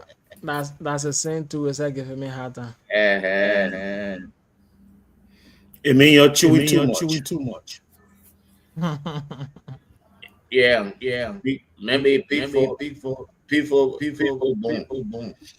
Well, gentlemen, I want to apologize to y'all. y'all. Having a very long day here today, and I'm going to just sneak to make this quick stuff. But it's a long day because Friday's holiday, so we're trying to really ramp up, the work here before we leave. And many people are going to be working from home tomorrow, so that's why most of us staying late to get stuff done. But I've been following the show and it was great.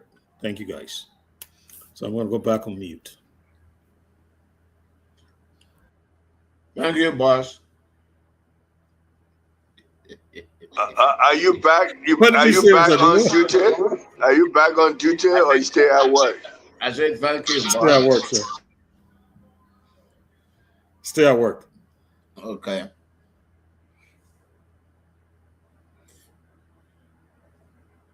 What his name sir?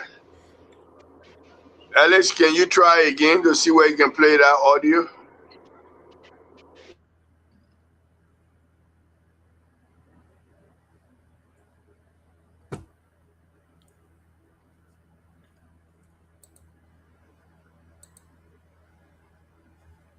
While Ellis is doing that, Front Page Africa have come also beside the request of the CCTV. We are hearing also there is a Vedra, send it. yes. Send it. I'm seeing it. I'm seeing it. Send it. Okay. I send it to you. Okay. No, send it in the chat room because my WhatsApp number is on the computer. No, I sent it in the chat room.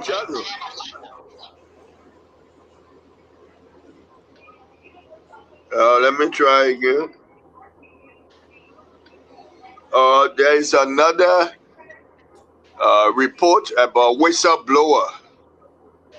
They were trying to bribe the whistleblower with an amount of $20,000. He refused that amount. So that's another key part of this case. There is a whistleblower, and they identify his name. Let me get to the article. No, but then I hit whistleblower. He what?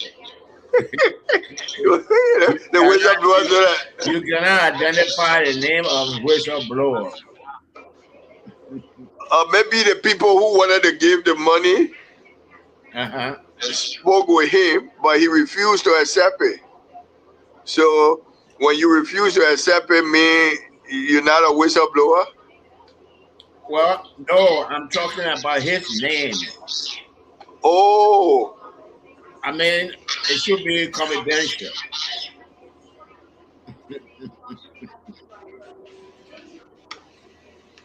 Yep. Yeah, I can understand. We're trying to get our guest back on. I don't know why he asking me. He's not. Okay. Maybe you having problem with internet. He said, I'm running out of time. So I don't know what that means. You running out of town? Out of time, TIME. Oh, okay. Maybe So I said, it does not so phone. okay, I said, come back on.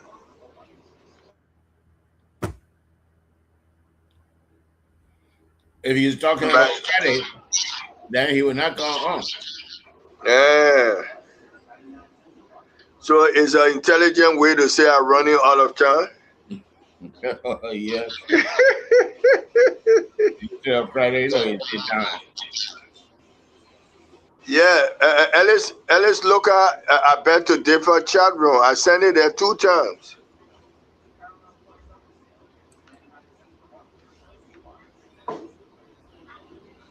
I sent it 2 times and I bet to differ.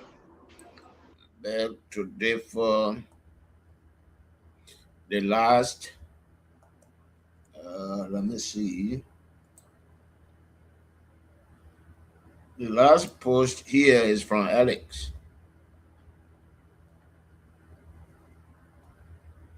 So Eastern.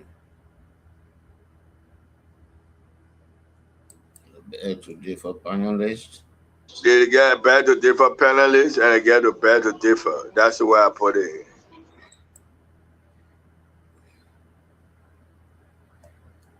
We don't see it. Is that a video from Front Page Africa you're talking about? Yeah. Yes. But I tried downloading the thing, I still won't download that problem.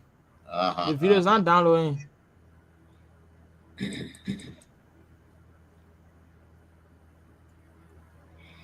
Okay, the guest is back. Veteran Smith. The guest is back. Okay, Mr. Jawu,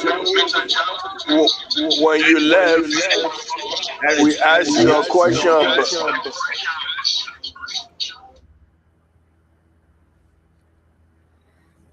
When you left, we asked a question, but then you left. You understood the question we asked you? Can you answer the question? No, there was another question was put to you, but you left us. I think it was Mr. Newmo was asking the question. Mr. Newmo, you remember the question you were asking? I was asking about the organization, whether it is government organization or private individuals organizing themselves together to fight or create awareness, because I didn't see fighting or cyber crimes to create awareness of cyber crimes in Liberia and also in the West African region. That was my understanding, but I was asking if that effort is government effort or a group of Liberians trying to see good things happen in their country that got together and organize it. Sorry, I came late. Maybe you explain it from the get-go.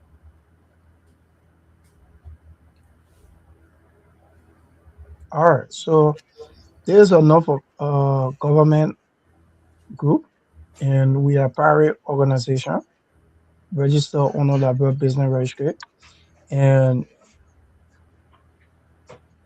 we render services to private individual and government, and we want to see our country improve, and that was the reason why I brought these young people together for us to move forward with our country getting better.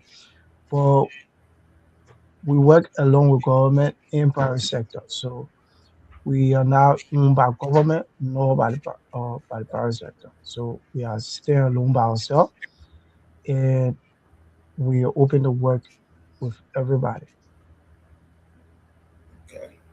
Is it for profit or not for profit? It is for profit, and we have the non-for-profit, which is the academy, which we have is non-for-profit, where we do training awareness. That is non-for-profit, and the Cyber Warriors itself is for profit. Thank you. So, has there been any international NGO that give people support, like ECOWAS? You can call an NGO, like UNDP, like African Development Bank. Have you reached out to any of these organizations to see if they can help in the training aspect of it?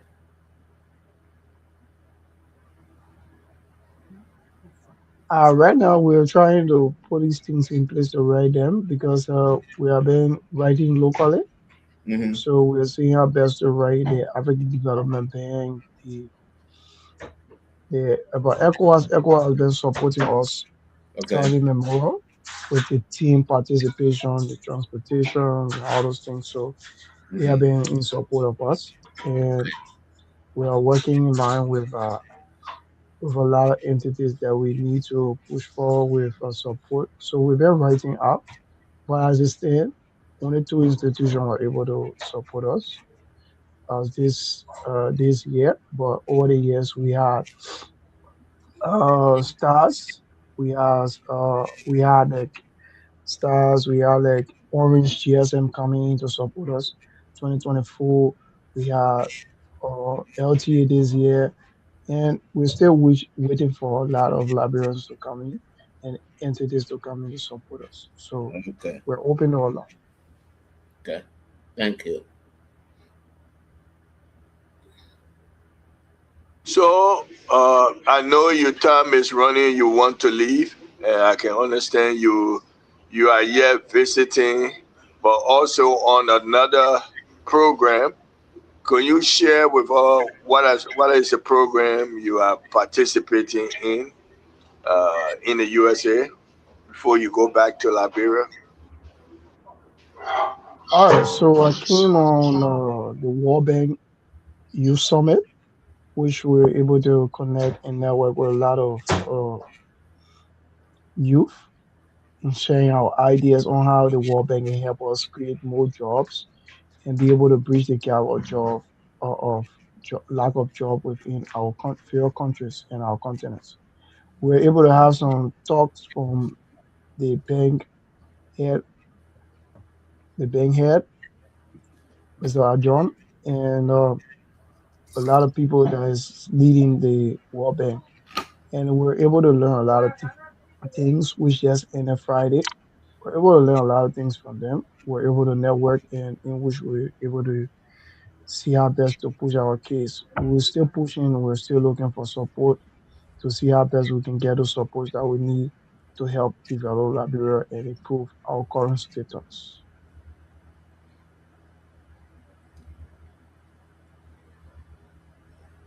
Okay. So, how long will you be here?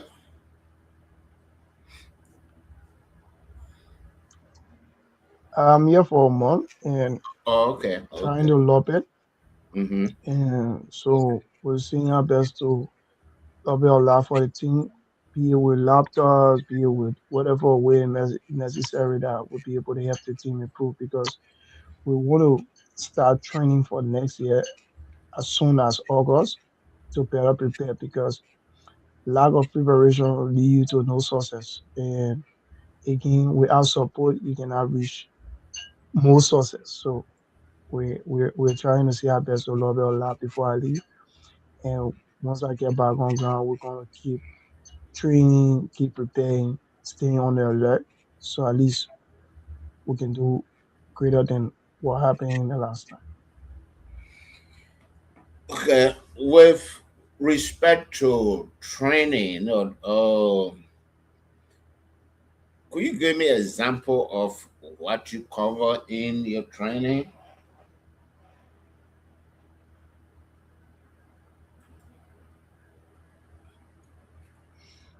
Basically, we do attack and defend, seeing how best to break the machine, seeing how best to find vulnerabilities on the PC and make report to the entities if we are doing penetration testing. But if we are practicing, we have some retired machines that we do pen tests. We do test it, see how best we can break into A, how to find vulnerability, how to find loopholes, and just do research a lot on it. So at least at the end of the day, when you meet these type of challenges within real life or on the challenge portal, you'll be able to solve them. But it's also from basics to advanced. So we start from low level to high level. So some challenges are easy, some challenges are medium, and some are hard, and some are extremely hard. Some take days to solve, some take weeks, some take months, depending on the type of challenge and how difficult it is. So Okay. And where where do your trainees come from? We basically take youth from Liberia, especially. We are all Liberians, and we take them from Liberia, especially students. And these are students in Liberia that are serious, that went through the recruitment and that are proven that they are capable of doing the job and they're capable of learning and exploring and they are putting the time to it. All the students on my team currently, they are from STARS University, and some recruitment will be done for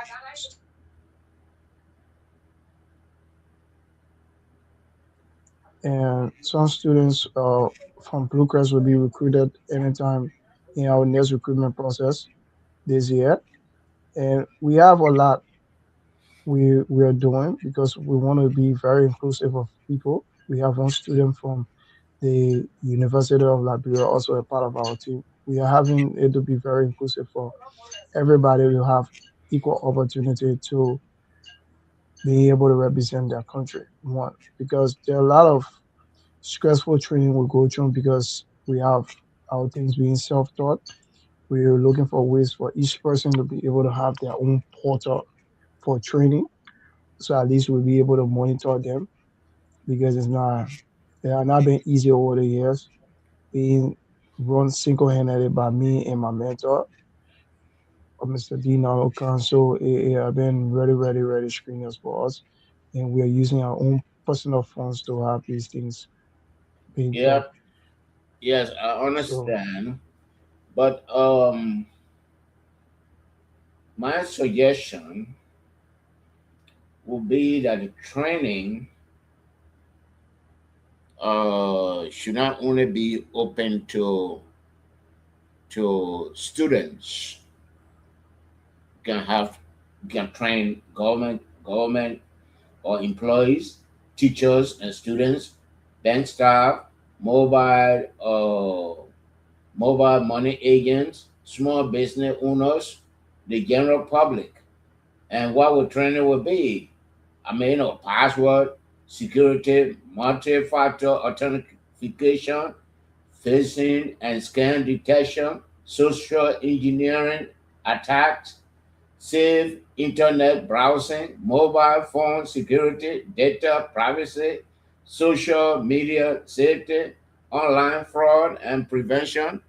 I mean, if you go to a department or a ministry and put your booklet together, go to a ministry and outline all these things here, and you train the ministry employees. Even though our employees do not have computers, but you go to, let's say, GSC, if they still have if their employees still have computers, GSC, go there and say, we can conduct cybersecurity training for your employees for so and so amount. I mean, that just when you go do your research, which ministry has uh, uh, where the employees have computers. Yep. When I was at GSC, our employees had most of the employees have computer laptops. So look for that and put a brochure together and send it out. Or I mean, you can go to even national security agency and offer training for them. I mean, they come to wherever you do your training, they come there and pay you. That should be part of every government entity budget. I mean, here in the U.S. they have the training all put together, and every year you have to go through it. But not in Liberia. Yep. So I mean, your effort is good, is a good effort, but you have to promote it within Liberia, because um, our ignorance is our enemy. And people know that's what I was saying, elementary student can attack any of our government entities from here or from India or even from Ghana. Yeah. So we have to kudos to stars. I was in Liberia, when it started, but my understanding is that I know they are doing good. So, and for a product of stars, you are a product of stars, I assume. To No, I'm a product of Brookcrest and currently a product of Stars because I'm doing masters in IT at Stars University also. So I'm oh, okay. teaching. I'm also teaching and learning also. So Oh, it's okay. two ways. Okay. Okay. Thank you. So STAR is mainly technical university, or they have other discipline besides cybersecurity? Stars have a lot of disciplines, and I'm basically spearheading the cybersecurity department there. So I'm their BSc IT, business, cybersecurity, and the rest. So And STAR is the only school right now focusing on cybersecurity in Liberia, or are there others that you can name? Star is the only that I know of now. And if there are any other, they will be second to start. And because when it comes to having the actual instructors, stars do have them for cybersecurity. So I'm just one of the instructors there, and we have some other capable librarians that study outside, in country, and they are also teaching at Stars University. So if you want the best, you get it at Stars. And one thing I love is that the school is affordable. So though I didn't attend the school, but I'm saying this because I know what I've seen and I know what we have been pushing over the years. So Is government, do you see the flow of students sent there by government to learn cybersecurity, or people in the region are sending the students to start to learn cybersecurity? Where are the students coming from in your own understanding of where are the students coming from at start? I guess it that for now because of statistics, but I'm sure there are a lot of students from Morovia in Stars and for government wise, I don't know because I think it's the admission department will have that. But there are a lot of students coming in, and there are a lot in the offload to area.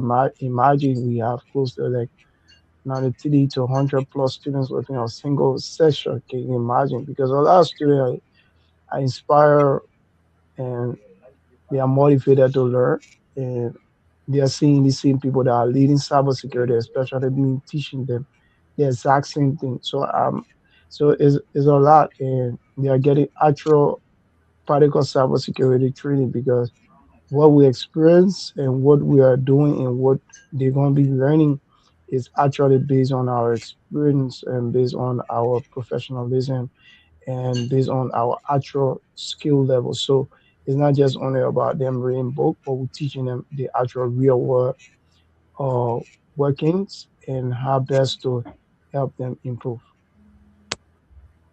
Liberia seems to have a vast land, uh, borders, and all of these things that make it difficult for the manpower to man all these different borders we have.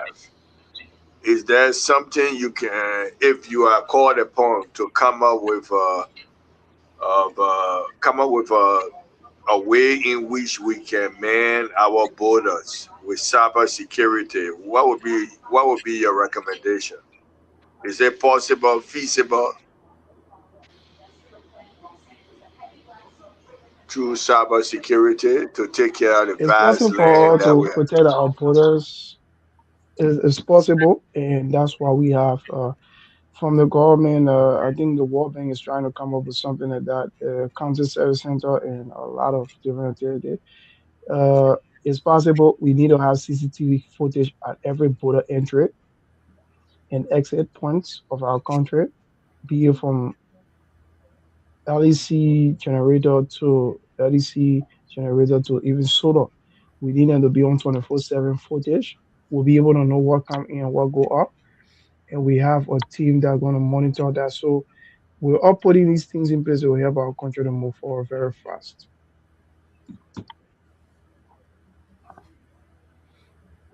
And with the World Bank undertaking that project very soon, how soon you think it will be implemented, and how fast, with your knowledge with ECOWAS and the regional country, how fast ECOWAS country can 100% be sure that cyber security will play a major inward role in protecting ECOWAS member states? Everything is up to government to take the him or authority to making that happen with my talk. And if you have a leader who doesn't listen and doesn't take action towards these things, especially those that are in authority of these sectors, eh, they think to know all. You expect them to change. No, you expect them to remain the same. And if we don't have the people taking the action and they think that it's all about them, it's not about the people, nothing will change in our country. You just have random people over and over, and then nothing changing.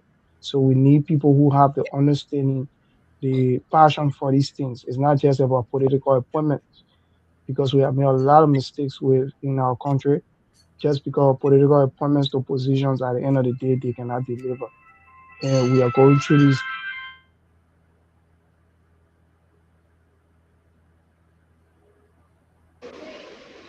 and we are So going just, through these political difficulties right now. So we're trying our best to put these things in order.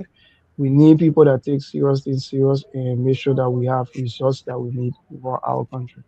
So it's not about politics. Technological things, cybersecurity is not politics, it's actual reality. And Liberia have been lacking over the years, and we're still lacking.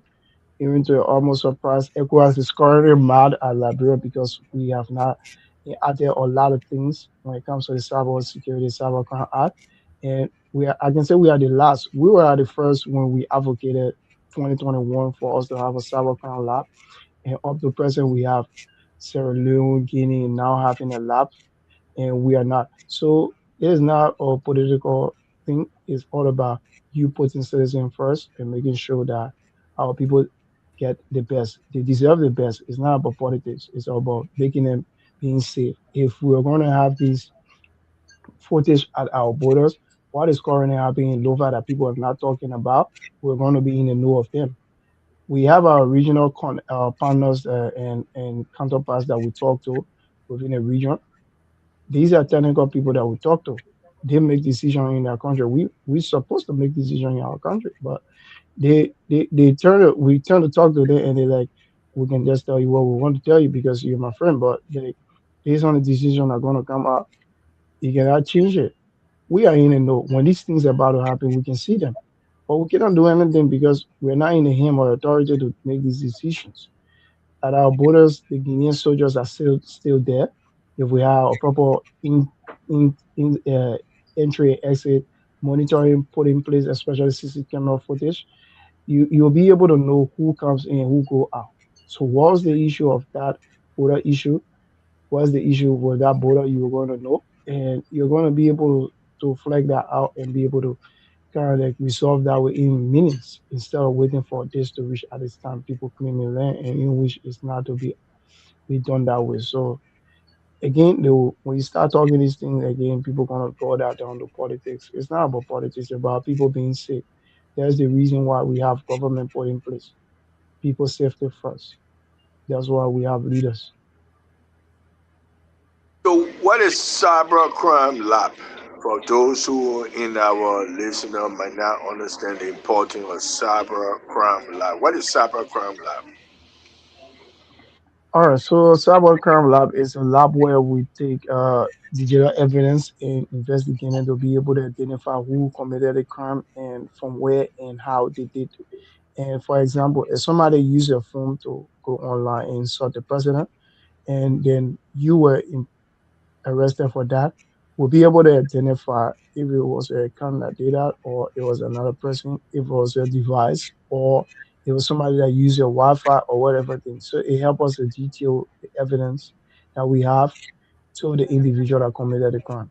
For example, somebody share a new picture about or you online in which you know only two person you send that to or only one person and you saw that online, we'll be able to identify and do detailed forensic investigation to be able to identify who was the person that shared that and even posted that online. So they will be able to be prosecuted and sent to justice for investigation. So they will be brought to justice. So there's a lot with these things. Without them, you cannot prosecute anybody because you'll just be based on assumption. It will be based on yes, it they say. And when it comes to cybersecurity, it's not yes, it is. They are all facts. Cybersecurity is a science.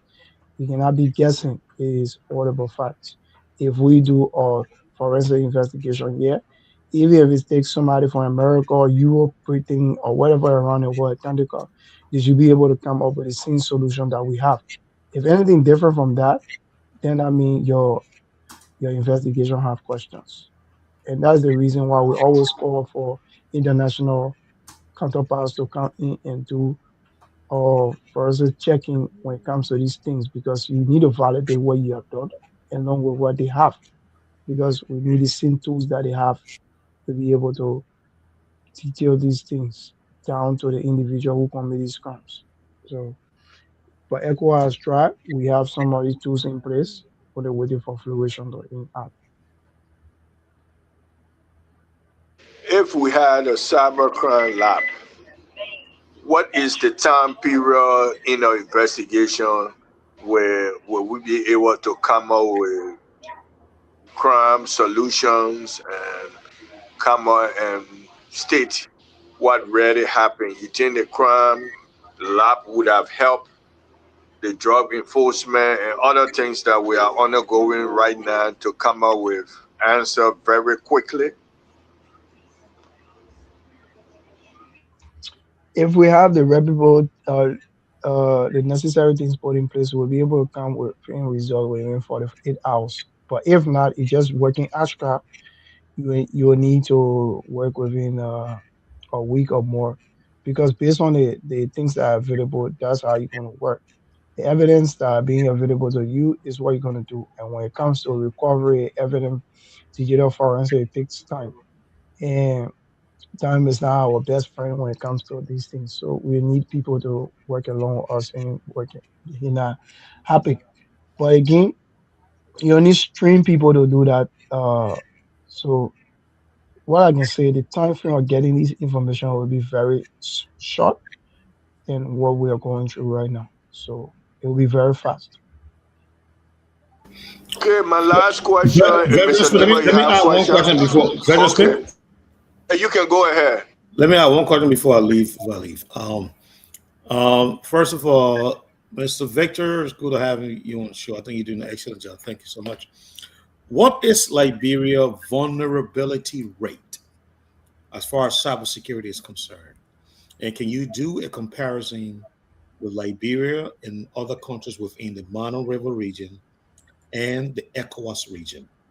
Are we less vulnerable than other countries, or are we more vulnerable than other countries in the region? Thank you. And Mrs. Gentlemen, I may not stay on to get the answer because I gotta go. One thing I would say, you get an answer very fast within less than a minute. Liberia is very vulnerable. I can tell you that with no cap on it. And I say this without fear and favor. Labrador is very vulnerable than you even think. Even a 12-year-old can hack anything they want to hack and go scot free because we don't have a law to prosecute them. One, two, within our Mono River region, Labrador have been ahead, but we have gone beyond and below because we are not taking serious things serious. We all think everything is about politics and it's not. And we're just waiting on our counterparts to find solutions for us instead of finding solutions for ourselves. So that put in our best bet that if America does not come in to give us information, we don't have information. So that's the point we have put ourselves in. And two, we need to have our own standalone things to be able to have information to share. If you think these information, especially when you talk about statistics, how vulnerable are we? There's no actual statistics right now, but a lot of easy way to hack people is scam people in Abroad. One example of that is Smart AI and the breeding app that was in the Southeast, where people were paying money to raise animal, they were getting money and all those things. So we need to be very serious with serious things and being able to resolve these things the way we ought to because people are not being serious with serious things and we expect different result. But yeah, Mono River region, we were to be above, but now we are the least. Guinea, Oracles, and Sierra Leone, they are far ahead of us when it comes to cybersecurity. We might have people, individual within our bureau that have the skill, but without the reputable tools and training, you won't have the level that you want them to be on. And it takes time. Cybersecurity is not magic. It's all about time, effort, and resources being put in for people to be at their best. So that is what I can say. Mr. Wright, any more follow-up question? Okay. Mr. Nemo, any follow-up question? Um, no. Okay. Before you give your final comment, may I, Mr. Ellis Wulu, any final question? Okay. Before you give your final comment, how can we help you? Send this initiative by young people, and it's not government oriented. How can we help young people and help your organization who very much into this cyber security and promoting it, going for competition? How can we help you all? And then you can give your final comment.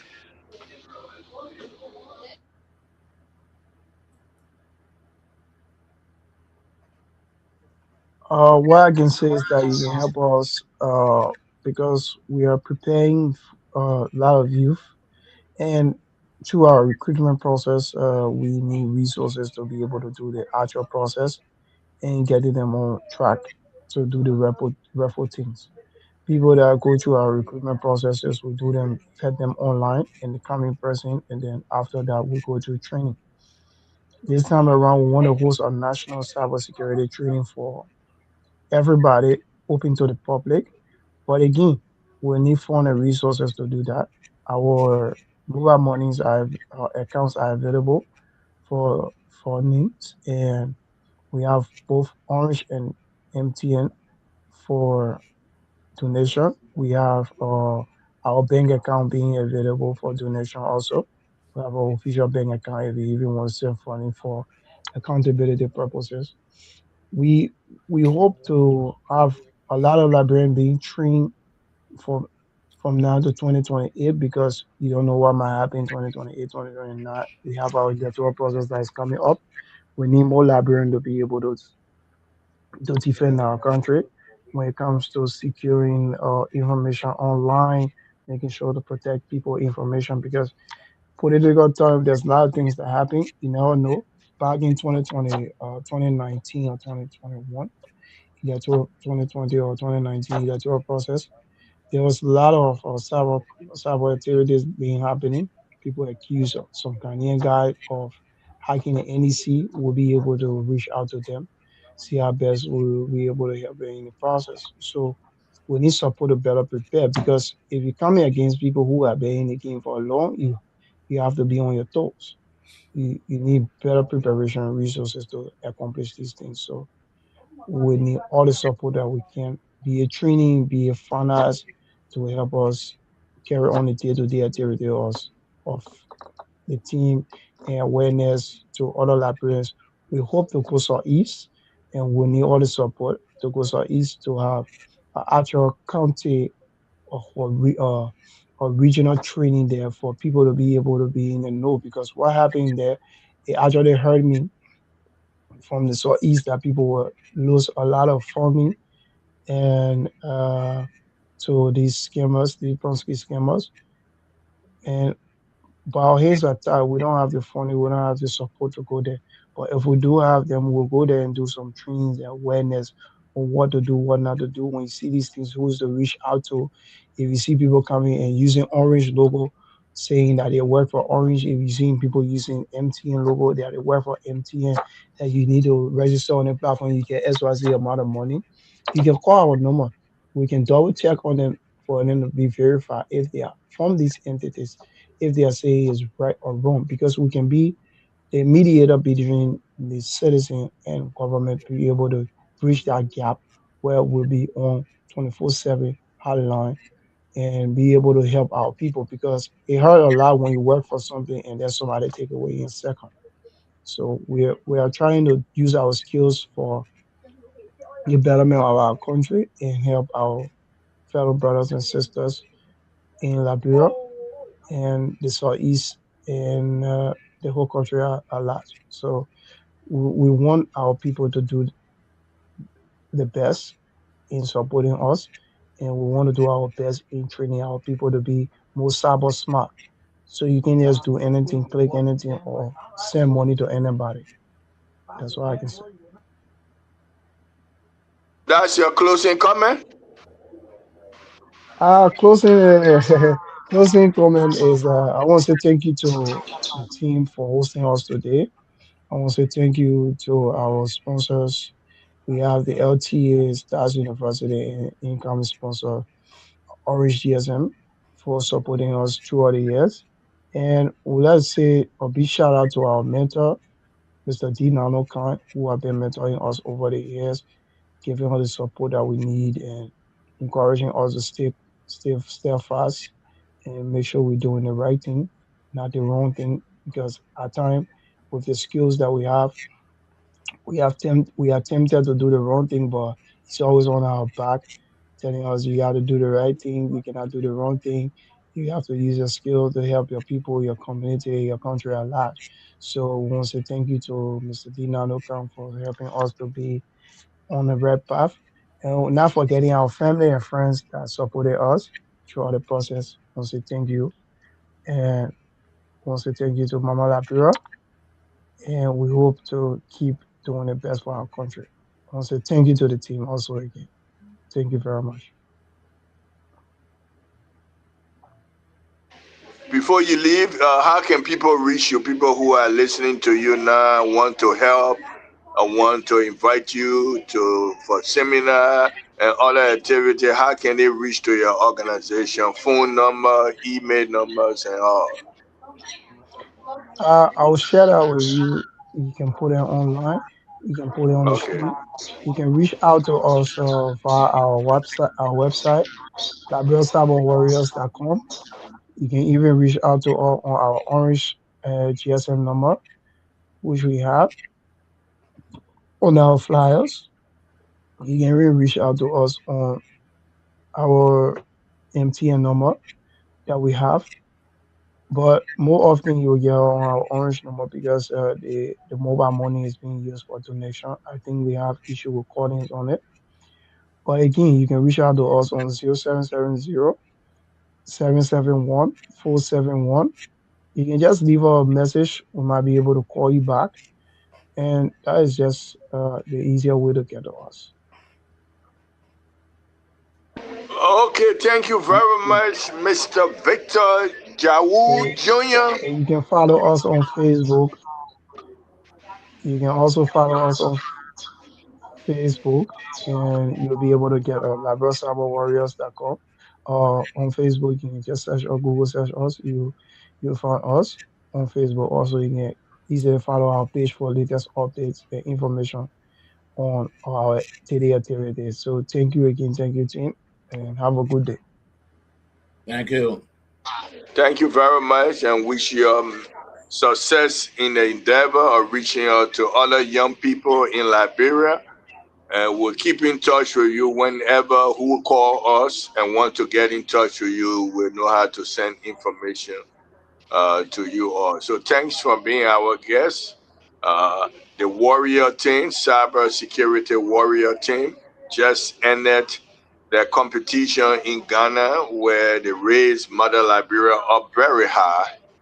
And they are here today educating us about the importance of cyber education, cyber security education, and it's important in helping us move forward. And we're very grateful to them. Hope you got something out of them.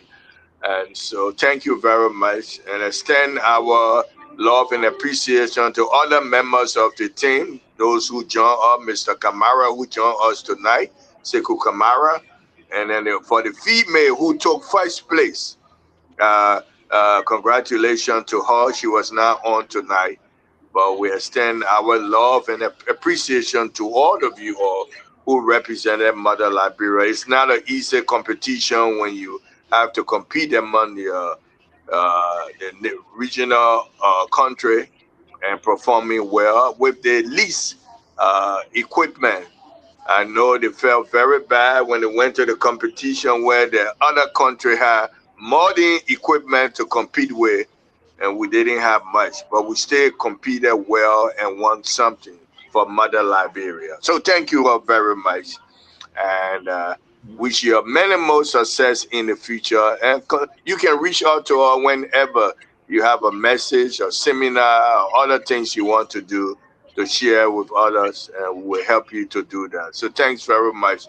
The Warrior Cyber Team for Liberia, bravo to you all. So good night for everything you have done. So I feel proud of what you are doing and giving back to Liberia. So thank you very much to the team, the Warrior Team. So right now, bye for now, and Mr. Victor K. Jawu, you can leave us now. Thank you very much. So, Mr. Numo, Yeah. let our guests leave, and then we can sit back. And Mr. Jawu, you stay with us. You can leave. Victor? Maybe frozen. Oh. So, Mr. Numo, Yeah. how we usually would like to analyze our guests. So, in your opinion, how grateful, how appreciative you are when you find young people trying to upgrade Liberia in this field, cyber security, where you need all the support from government and its citizens. A young profession, cybersecurity, having been around for Liberia quite a while. What do you think they are doing if you have to give them a grade? Well, I do not know to what extent they have reached the public. I'm hearing myself, the echo. Please mute Oh, it. sorry. Okay, to what extent they have reached the public? Training students is not enough when it comes to cybersecurity. Even some of the teachers in that institution, I believe, do not know much about cybersecurity. So, no, you can train the teachers, train the bank staff, train the government ministries. So they have a whole lot to do, and they have to put their plan together, do a strategic plan, put it together, and share it with the international partners and share it with the government, and each of the government entities can set money aside for cybersecurity training, and it can be something that the employees will be compared to go through every year, because the cyber security criminals are getting smarter by the minute.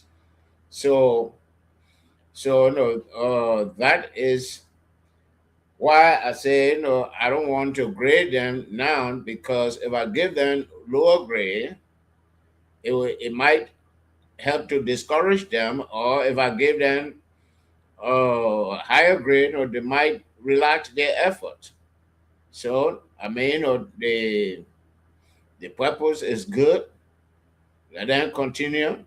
Let them refine it, and and uh, let them continue to move Liberia forward. Thank you. Mr. Nemo, I agree with your sentiment, but they're doing their best with all the support, on a few support, like the LTC helping them on the trip.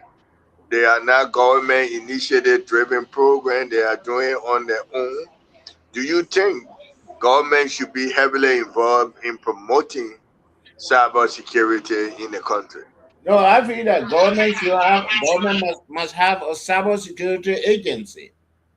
The government of Liberia must have a cybersecurity agency, and the same way we have national security, they can have cybersecurity, or cybersecurity can be part of the national security.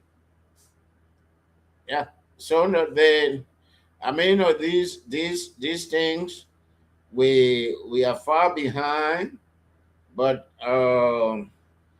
there, if we were learning from our neighboring countries, we are not going to be left behind. But we are not learning from them. We are not learning from them. I mean, you go to Ghana, no, you see what it doing, when it comes to cybersecurity. You go to Sierra Leone, you will see what they are doing. But we are still, in a slumber. So we need to wake up. Why you think we are lacking behind? Well, because we don't have the vision. We don't have the vision. We need, visionary, people. We don't have it. We just feel that, when we get a government position, all the money, should go in our pockets. We don't look out, for the country. We don't look out for the other people. Yeah. So that's selfishness. Yep, that's selfishness. Hmm. We had a vision what we should be doing and we're not doing.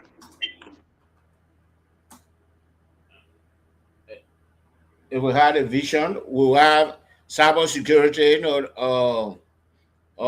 agency in Liberia. We have technology, innovation and technology, agency or ministry in Liberia. In Ghana, they have a big ministry called the Ministry of the Environment, Ministry of Innovation, Technology, and the Environment. That one big ministry they have in Ghana. But we don't have anything like that. Yeah. And what is the role of that three conglomerate, all in one? What they're supposed to be doing? Oh, they're doing Respectively. innovation. They're doing technical innovation. They take care of the environment. The EPA is under them. That's what they do. They dealing with they're dealing with computers. They are not dealing with typewriters. They're dealing with computers. They're dealing with advanced equipment to do testing. That's what they are doing. That's what they are doing. But we don't think of those things. Such innovation should start from kindergarten all the way up, or the way our education institution seems to be running. Maybe we're running it the wrong way. Where should we start from first? I don't know what you achieve, when you go to kindergarten. Even though, when it comes to the environment, you can start from kindergarten. These little things they were teaching us, when we had Corona, we had Ebola, those things, you can learn that in kindergarten. And then in elementary school, you build on those and do other things. Here, when my daughter was in the first grade, they assigned her a computer. She had a computer, and she still has a computer, until this year, when she graduated. And people at our university, students at our university do not have computers. Yeah, do not have computers at the university level. If at the university level they don't have computers, that in high school they will have computers. Yeah, Ghana has a national cyber security policy and strategy. I can send you a copy of it. That's Ghana. We gained independence in the 1800s, and Ghana gained independence in the 1900s. Yeah, Ghana. I think we're older than 100 years before Ghana gained independence, right? We're about Yes. Ghana got it in the first of the many countries in the 60s. 1847 and 1957. Yeah. Yeah, 10 years, 110 years. And they are way ahead of us. Yep. With that, could you say the colonial master or colonial power helped to shape Ghana's success, and we were not colonized by any colonial power? No, they have the education system, they left Ghana, they built upon it and helped them while we didn't have any colonial power with Liberia, and our education system is still suffering today. Will I be right to think that way, Mr. Numo? Well, you'll not be right to think that way. What did the colonial power leave behind for Rwanda? Today, Rwanda is a country where even parents in Liberia send their children to go to school. Rwanda. More people die in Rwanda during their civil war than in Liberia. And they have visionary leaders or leader since the war was over, who travel from country to country looking for elsewhere from Rwanda.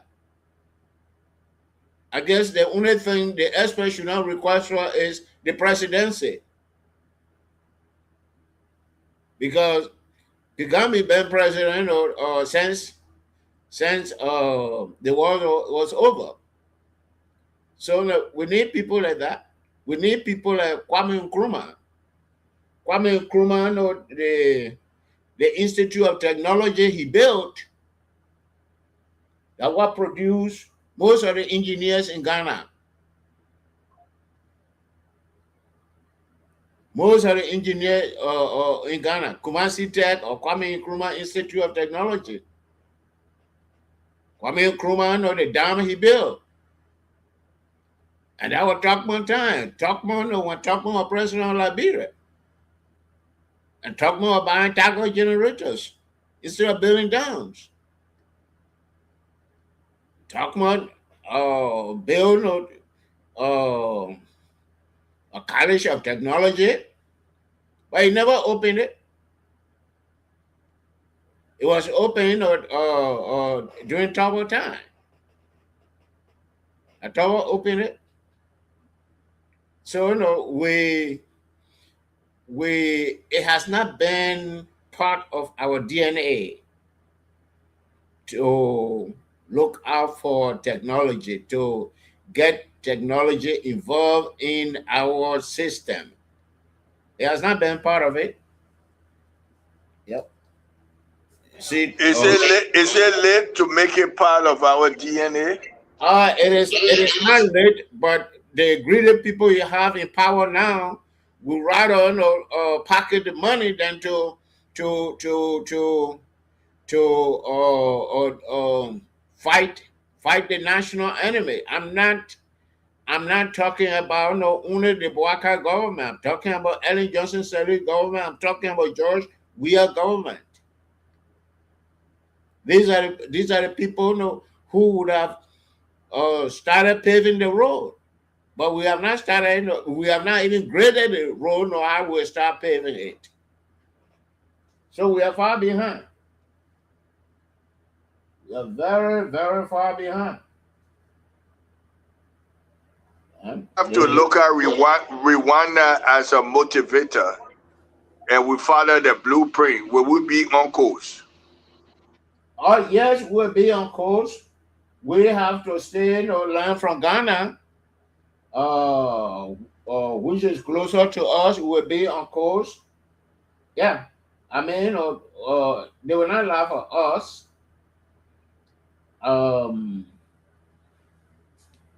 Even though they were to be learning from us, but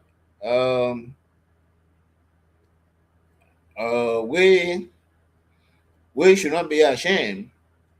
Say, how old man will go learn from a young boy. So we should not be ashamed. We should go and learn from Ghana and learn from Rwanda and learn from our neighboring countries because they are ahead of us. Mm-hmm. Ghana has cyber security plan. Yep. It's a 63-page document. I can put it in the chat room. Yeah. So can you give any excuse or excuses with all what people you have named, Rwanda, Ghana, how they were able to move ahead, but to give us some hope? If we are really having good leaders, we can rebound and become even better than them. Do you have that hope? Well,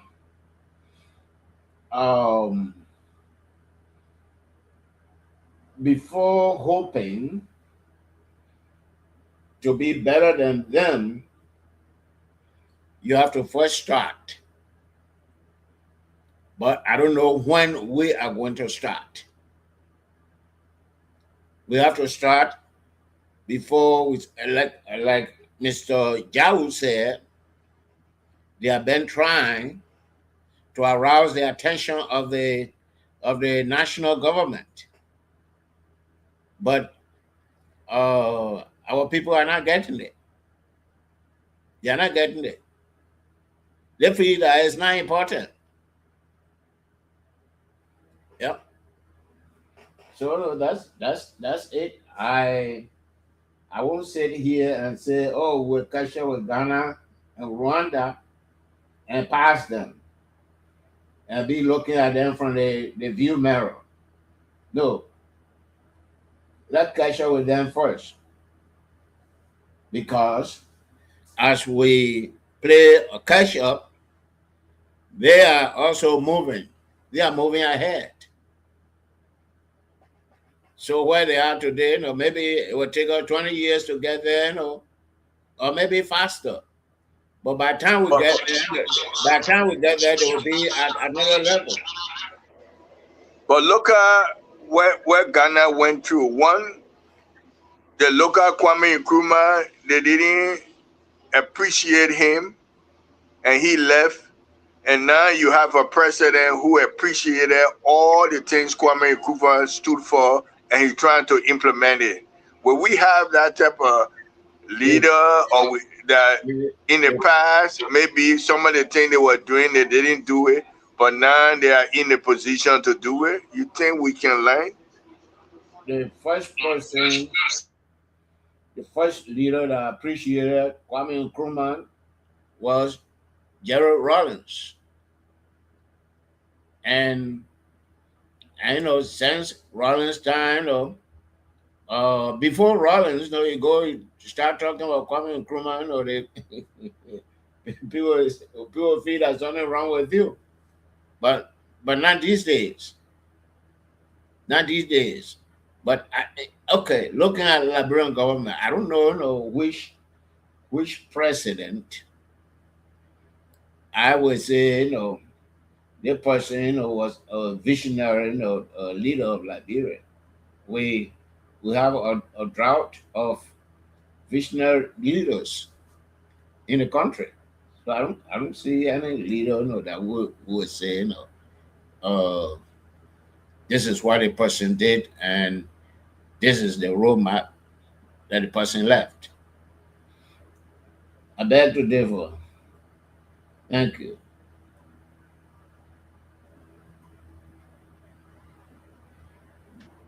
You can name one of our past leaders that you think that we should look after in reshaping how Liberia move forward. Not one. Not one. No one. But is there anything President Barker doing that you think if he can get it, things that might be wrong and get it on track, he could be considered one? Oh, Barker to be one? One of what now? One of the visionary leaders? Please repeat your question. If he can be one of the visionaries to reshape Liberia, if Liberia have to move forward to even think about competing with all other countries, do you think he on par but he not there yet? Or what you think he's doing that might be right? Well, if it continue to be on course, could be that one. All the things he's doing right, that's maybe one thing, that's the roads. Building the roads. And the next thing he has to do is electricity. One of the African leaders said that one of the leaders, I think African Development Bank said, Africa cannot grow in the dark. So you have to have electricity, and that's how companies will come. And you have to train your citizens. There are smart people in that country, and there are several countries that are open now that give scholarship. You got to send your people to those countries, and you got to bring some people in too. Maybe medical doctors to train our doctors in Liberia. You pay them on a 4-year, 5-year contract. build university to come, they train those specialists, and before you know it, we'll have people in all those areas. We'll have people in all those areas. But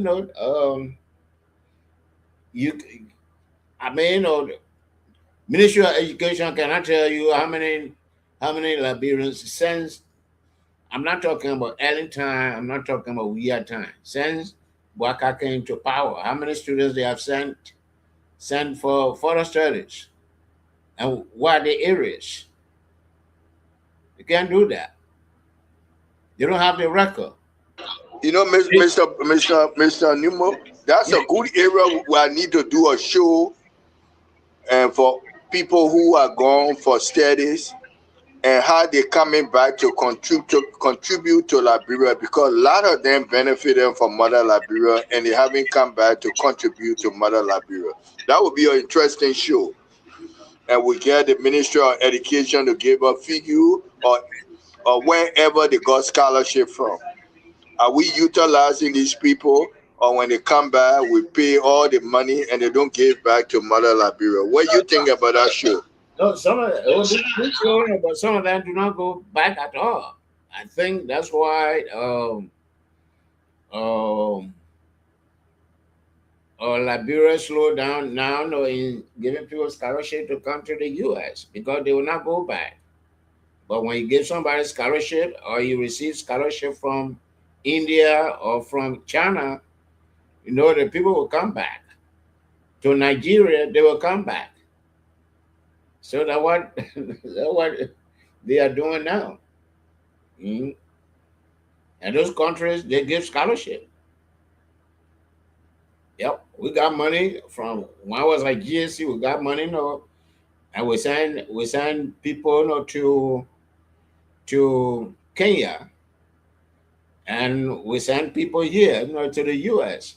Some of them went back, some of them did not go back, and we send people to India, and we send people to China, and people were saying, all the master degrees holder, they were too many for the General Auditing Commission. But the first draft, even though I'm not a lawyer, the first draft of the agreement, I drafted it when I was at GSC. Yep. And then when we had a legal department, they upgraded what I put together. And that's what they are using.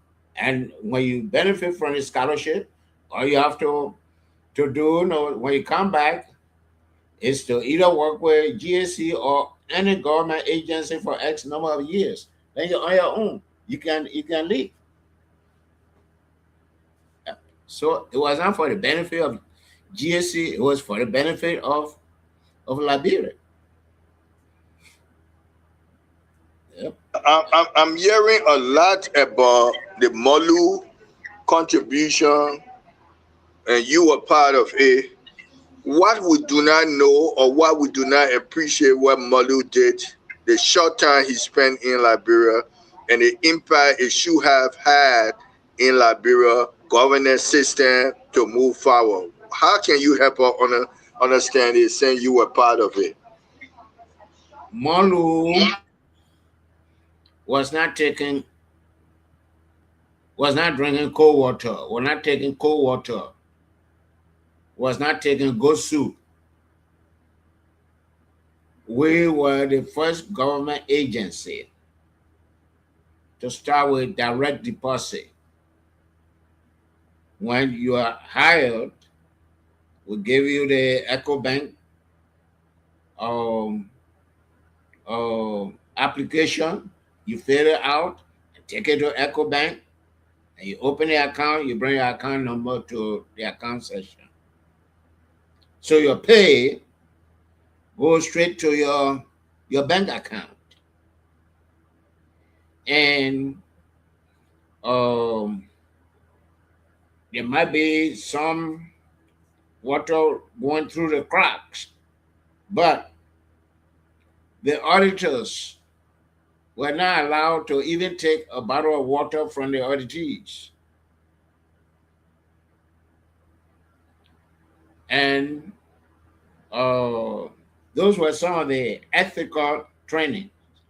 And we put together a 5 years plan. I was involved in it. Kwame Ross was involved in it. Emmanuel Peterson, I think he is here, was involved in the writing of the strategic plan. We made trips to Ghana. We made trips to South Africa, maybe about 5 trips or 6 to South Africa. We made one trip to Zambia. We came up with the first strategic plan by any government agency, during the Ellen government, Ellen first term. But what people could not understand was the publication of other reports. And it is Intelsat standard that audit report must be published in a timely manner. And Liberians could not understand that. And and what happened? What is still happening? Audit reports are published on the internet. But because it's not Molu, nobody complaining now. Or maybe they got it after they got through beating on Molu. So Molu was not taking cold water, and he had the people discipline. And he had some of us around him to advise him. Yep, because we all know, some of us came from here. And actually, when you called me, I was hesitant because I didn't want to work with government entities. I say government entities are corrupt. Yep. So there are a lot of things that they should. But he convinced you to work, and you changed your mind from being corrupt, and you work alone. Are you proud from working along with him? Oh yes, I'm proud. I'm proud working with him. I was the chief operation officer, or executive director. I was I was there before they even hired deputy auditor generals. When I was there, for a long time there were no deputy to Molu. So I was the second in command. Yep. And all these things here came from the strategic plan.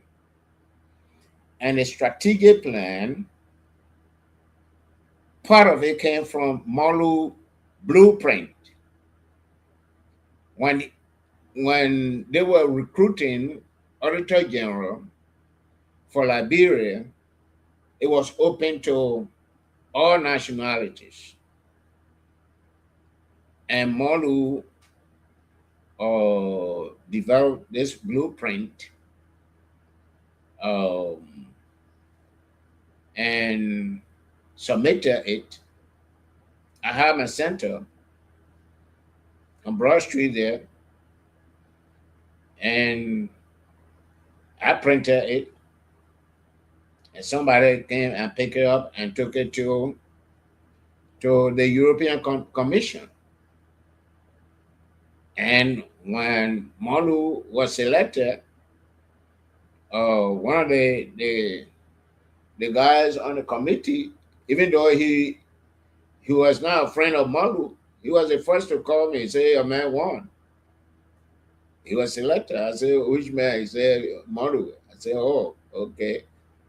So I called Molu and told Molu. Yep. So that's how it is. I mean, he He had nothing to do with GSC money. John Molu never signed a check at GSC. He didn't sign any voucher at GSC. I was the one signing for Molu. Ask him, he will tell you. And I was very rigid. And sometimes he was surprised. And I told him, I said, if I was signing for myself, I would have been somehow lenient. But I'm signing for you. So I have to be rigid. Yeah. So that's how we run the place. I ran the place.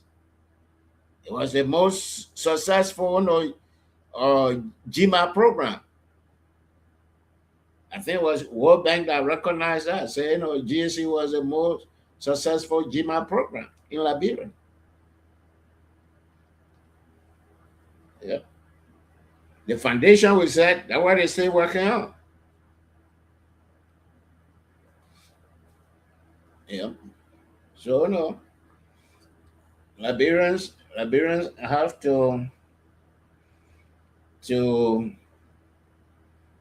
be sincere to themselves. They have to think for their country. If men like Molu, who came with good intention, if we could discourage him,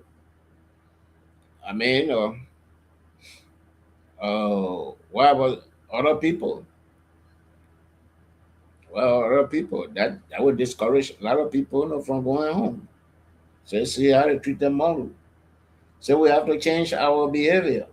We the Liberians. What in this blueprint? That would be my last question to you. What's in this Molu blueprint? If it still exists today in Liberia, why we can follow it?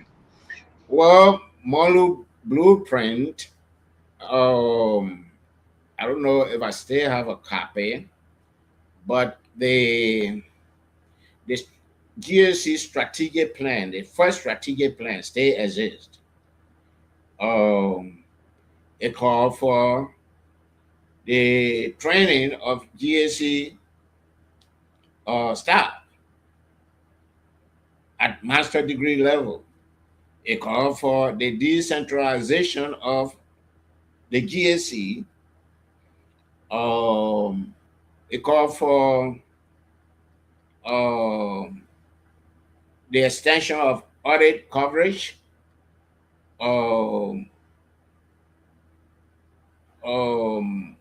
When we started, we didn't have these departments, we didn't have forensic audit, we didn't have performance audit, we didn't have all these areas here. But that's the blueprint that called for it, and the strategic plan. It called for the whistleblower act. It called for the creation of how do you call it, revenue authority. John Molu idea. The revenue authority. So you cannot collect, finance cannot collect money and spend the money. There's no check and balance. Yeah, so there are several things. We work on a decentralization plan, or we were to build our first two centers, one in Banga and one in Hapo. And EU was willing to come out with the money when Molu left. And nobody was there to push it. Yep, nobody was there to push it. When Molu left, one Tawat Verka, may his soul rest in peace. He was deputy for administration. He said, no, the EU people said they're ready, and one guy wanted to bring politics in it, that we should change the site. And there we hit a snag. Okay. I think Mr. Smith is gone. So,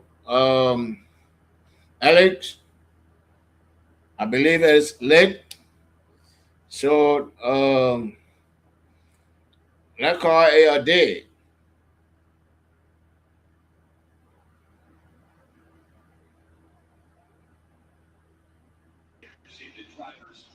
But anybody see me? Now, I see you now. Okay. I My thought last question would be, and I hope we can bring him on the show. If you can make an arrangement to bring him on the show, I would appreciate it. We could make it a good show. Why he left with such a wonderful blueprint? That's my last question. oh, he left because the government did not want him to continue. He was paid by the EU, and President Johnson Sirleaf uh, told EU to give the money to the Liberian government.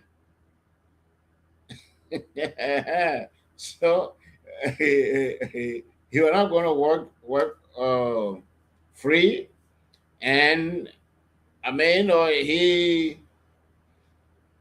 and Ellen were not on the same page, so that's why he left. Mm-hmm. They were not on the same page. I don't even know. But if a good government come in and ask him to come back, do you think he will return? Well, I don't know what government we want for Molu to come. We are government came. They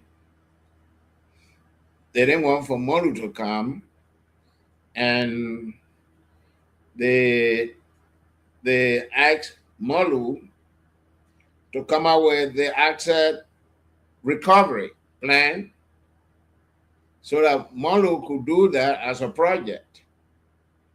And Molu drafted his stuff. He sent it to me. I edited it. He said the people want it by midnight. And I sent it back before midnight. He sent it to Liberia. And then a few weeks later, we heard that they gave the plan to I think Actor Johnson. Actor Johnson to do the asset recovery, and nothing came out of it. So good luck. And they were using a document we drafted now. So good luck to the Liberian people. I mean, maybe one day, there will be somebody, who will appreciate him, his honesty, and his ethics, and say, how can you help to run this country on a right footing? So I think that's we're still looking for the government, but with all the help he gave, I don't think he is on a good footing, with the Boaka government. I might be wrong now. Yep, might be wrong. But he raised a lot of money for the election of Boaka. Yep. What he saw in President Burka compared with the other president that were different? Well, some of the things Boaka said a lot of good things when he was running, and I think that what some of us fell in love with, and we joined the efforts. Being an engineer, one of the things that impressed me was the establishment of public works in every county. And that has not happened. They have resident engineers in these counties, but they do not have employees. They do not have equipment. Yep. So no. Those are, but maybe It's not too late when it comes to the public works issue for Buakai to address it, because they have already have the yellow machines for public works. That's And what I was about to talk about. With they the can, yellow machine working along with Popular Work, change your mind? with the yellow machine, Along with Popular Works, although they did not do Popular Work as you envision. well, But with this, maybe that is the first step, because you have the yellow machine, you have to open garages, government garage. I remember in Plebo we had a regional garage for public works, and the area stayed there. And I think public works has some structures there too. But I think they have some squatters living there. And I mean, that's the first step, because you have the yellow machines, the operators need places to live. You have the yellow machines, or you have to have operators, and these people will be tagged with the efforts of fixing our roads, our feeder roads. We don't have, for every road now these days, they have to hire a company to do it. Public works is not doing roads, but that should change. That's why we give them all the big bucks in the budget. Yep. the road projects and the role of Popular Work seems to have increased, that you need something bigger than the way Popular Work operated in the past? And if so, how will you redefine Popular Works? Well,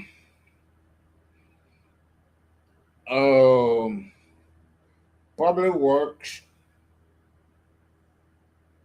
policy changed under Ellen Johnson Sirleaf. Public works was maintaining local roads.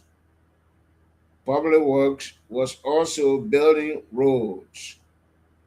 But under Ellen first term, I remember when Willie Knuckles went for confirmation, he said Public Works was not a construction company, and they were going to be giving the contracts out. I mean, or I believe he was thinking about his pocket, even though there's no law, but it is common understanding that you Public Works minister, you give $100 million project, 10% of is your cold water. So that's $10 million. So that's why people who go to Public Works nowadays, they are sitting pretty. They're sitting pretty. So there are a lot of stuff that people have to do. But if they go with the coming of the machines, if they start maintaining the roads by themselves, it will make a big difference. And every county will get yellow machines. That means Public Works will be present in all those counties. But now I don't know how the yellow machines will be managed. Will those employees be employees of the Yellow Machine Committee or employees of Public Works? So I don't understand it. I think somebody has to explain it. Well, if they cooperate in terms of, regardless, Public Work will always be the head entity. Would that be wrong?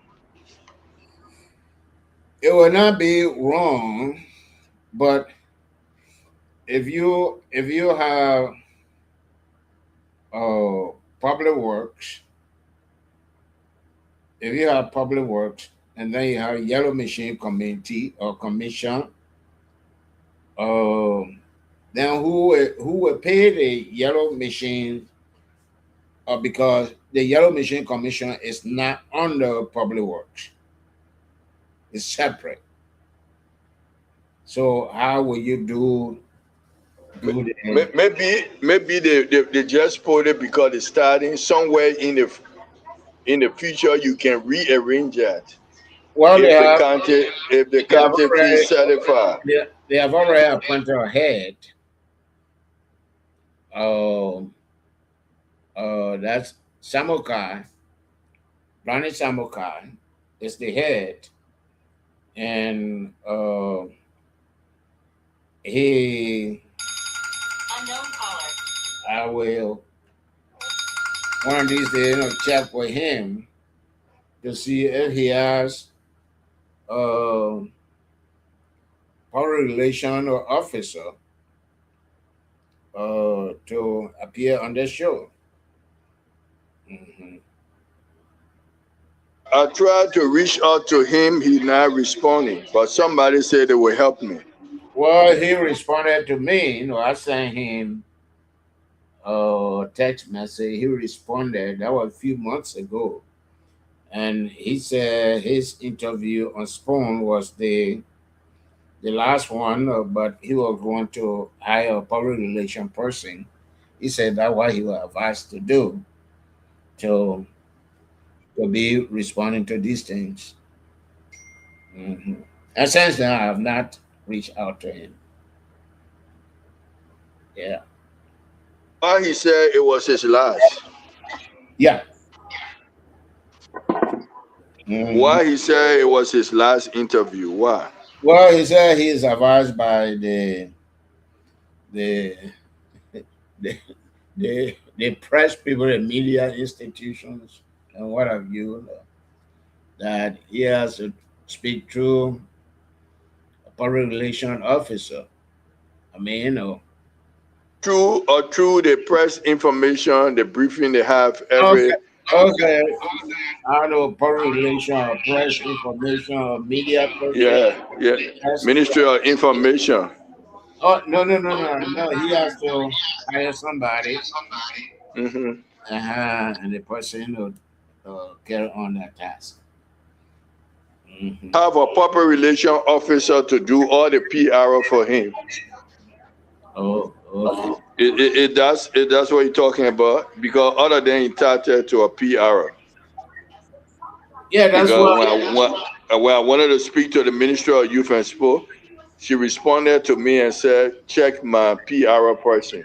But the PR person told me she's very busy. When she less busy, will get to me. So is that something everybody? But not everybody follow that trend. Yeah, but that's what he was saying. Now what he said, that's what he will follow. Mm-hmm. Yeah. Okay, so let's call it a night. I think we have done well for the Liberian people. Now we can leave. Yeah. Any final comment from you? Oh no, that's it.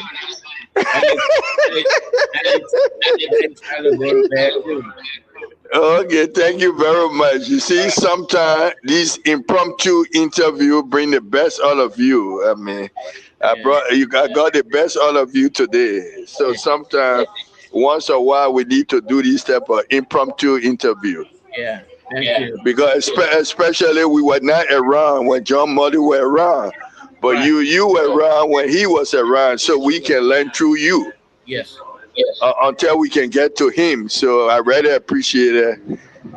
Your kindness, your generosity in helping us to go through John Molu through you. Okay. At least we'll get something now. When the day he comes, we'll get questions to ask him now. Yeah, thank you. Okay, thank you. Okay, good night. So this is how we end tonight's edition of I Beg to Differ. Hope you have enjoyed it.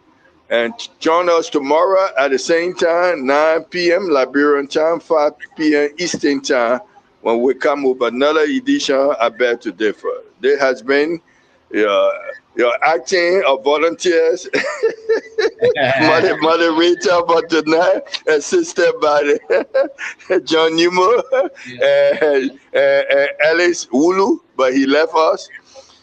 John, our full team tomorrow, Thursday. Thank God it's Thursday. We'll be coming with another edition. I Beg to Differ. Freddie Veteran Smith saying bye for now. Hope you enjoy the program. Bye-bye. Okay. Bye-bye. So now we can leave. Thanks. Oh, Mr. Wulu. Oh, Mr. Wulu there. Oh, sorry, Mr. Wulu. Mr. Wulu, sorry. Get your final comment, and then you can close up, Mr. Wulu. I'm looking at you. Yeah.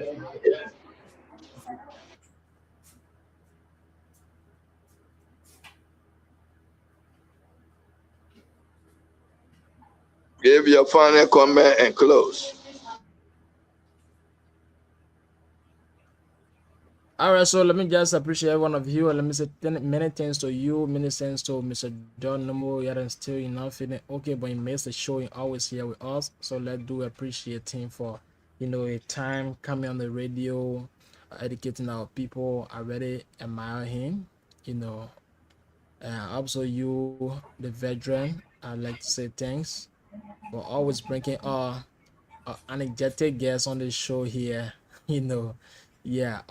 Always bringing Google guys on the show. That's good because it making us to grow too as well. Making the platform to be too big because one of big names are always coming on the show. People feel this we are doing well. We believe that we're getting well and we're getting somewhere to go. So I'm sorry that maybe you're not seeing me with your trying to monitor Ghana Panama game. So there were You can give your sporting report for the day. No, And when we go to have for tomorrow. Okay, tomorrow we're talking.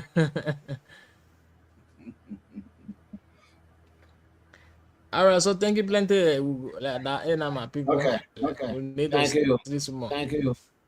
All Good right, night. Mr. Nomo, thank you night. too.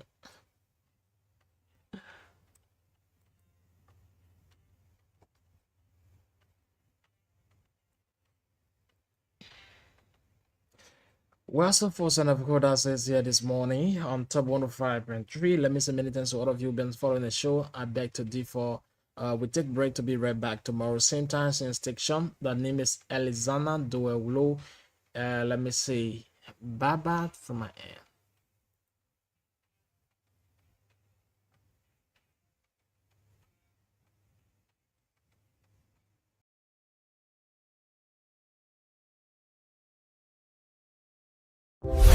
TOP FM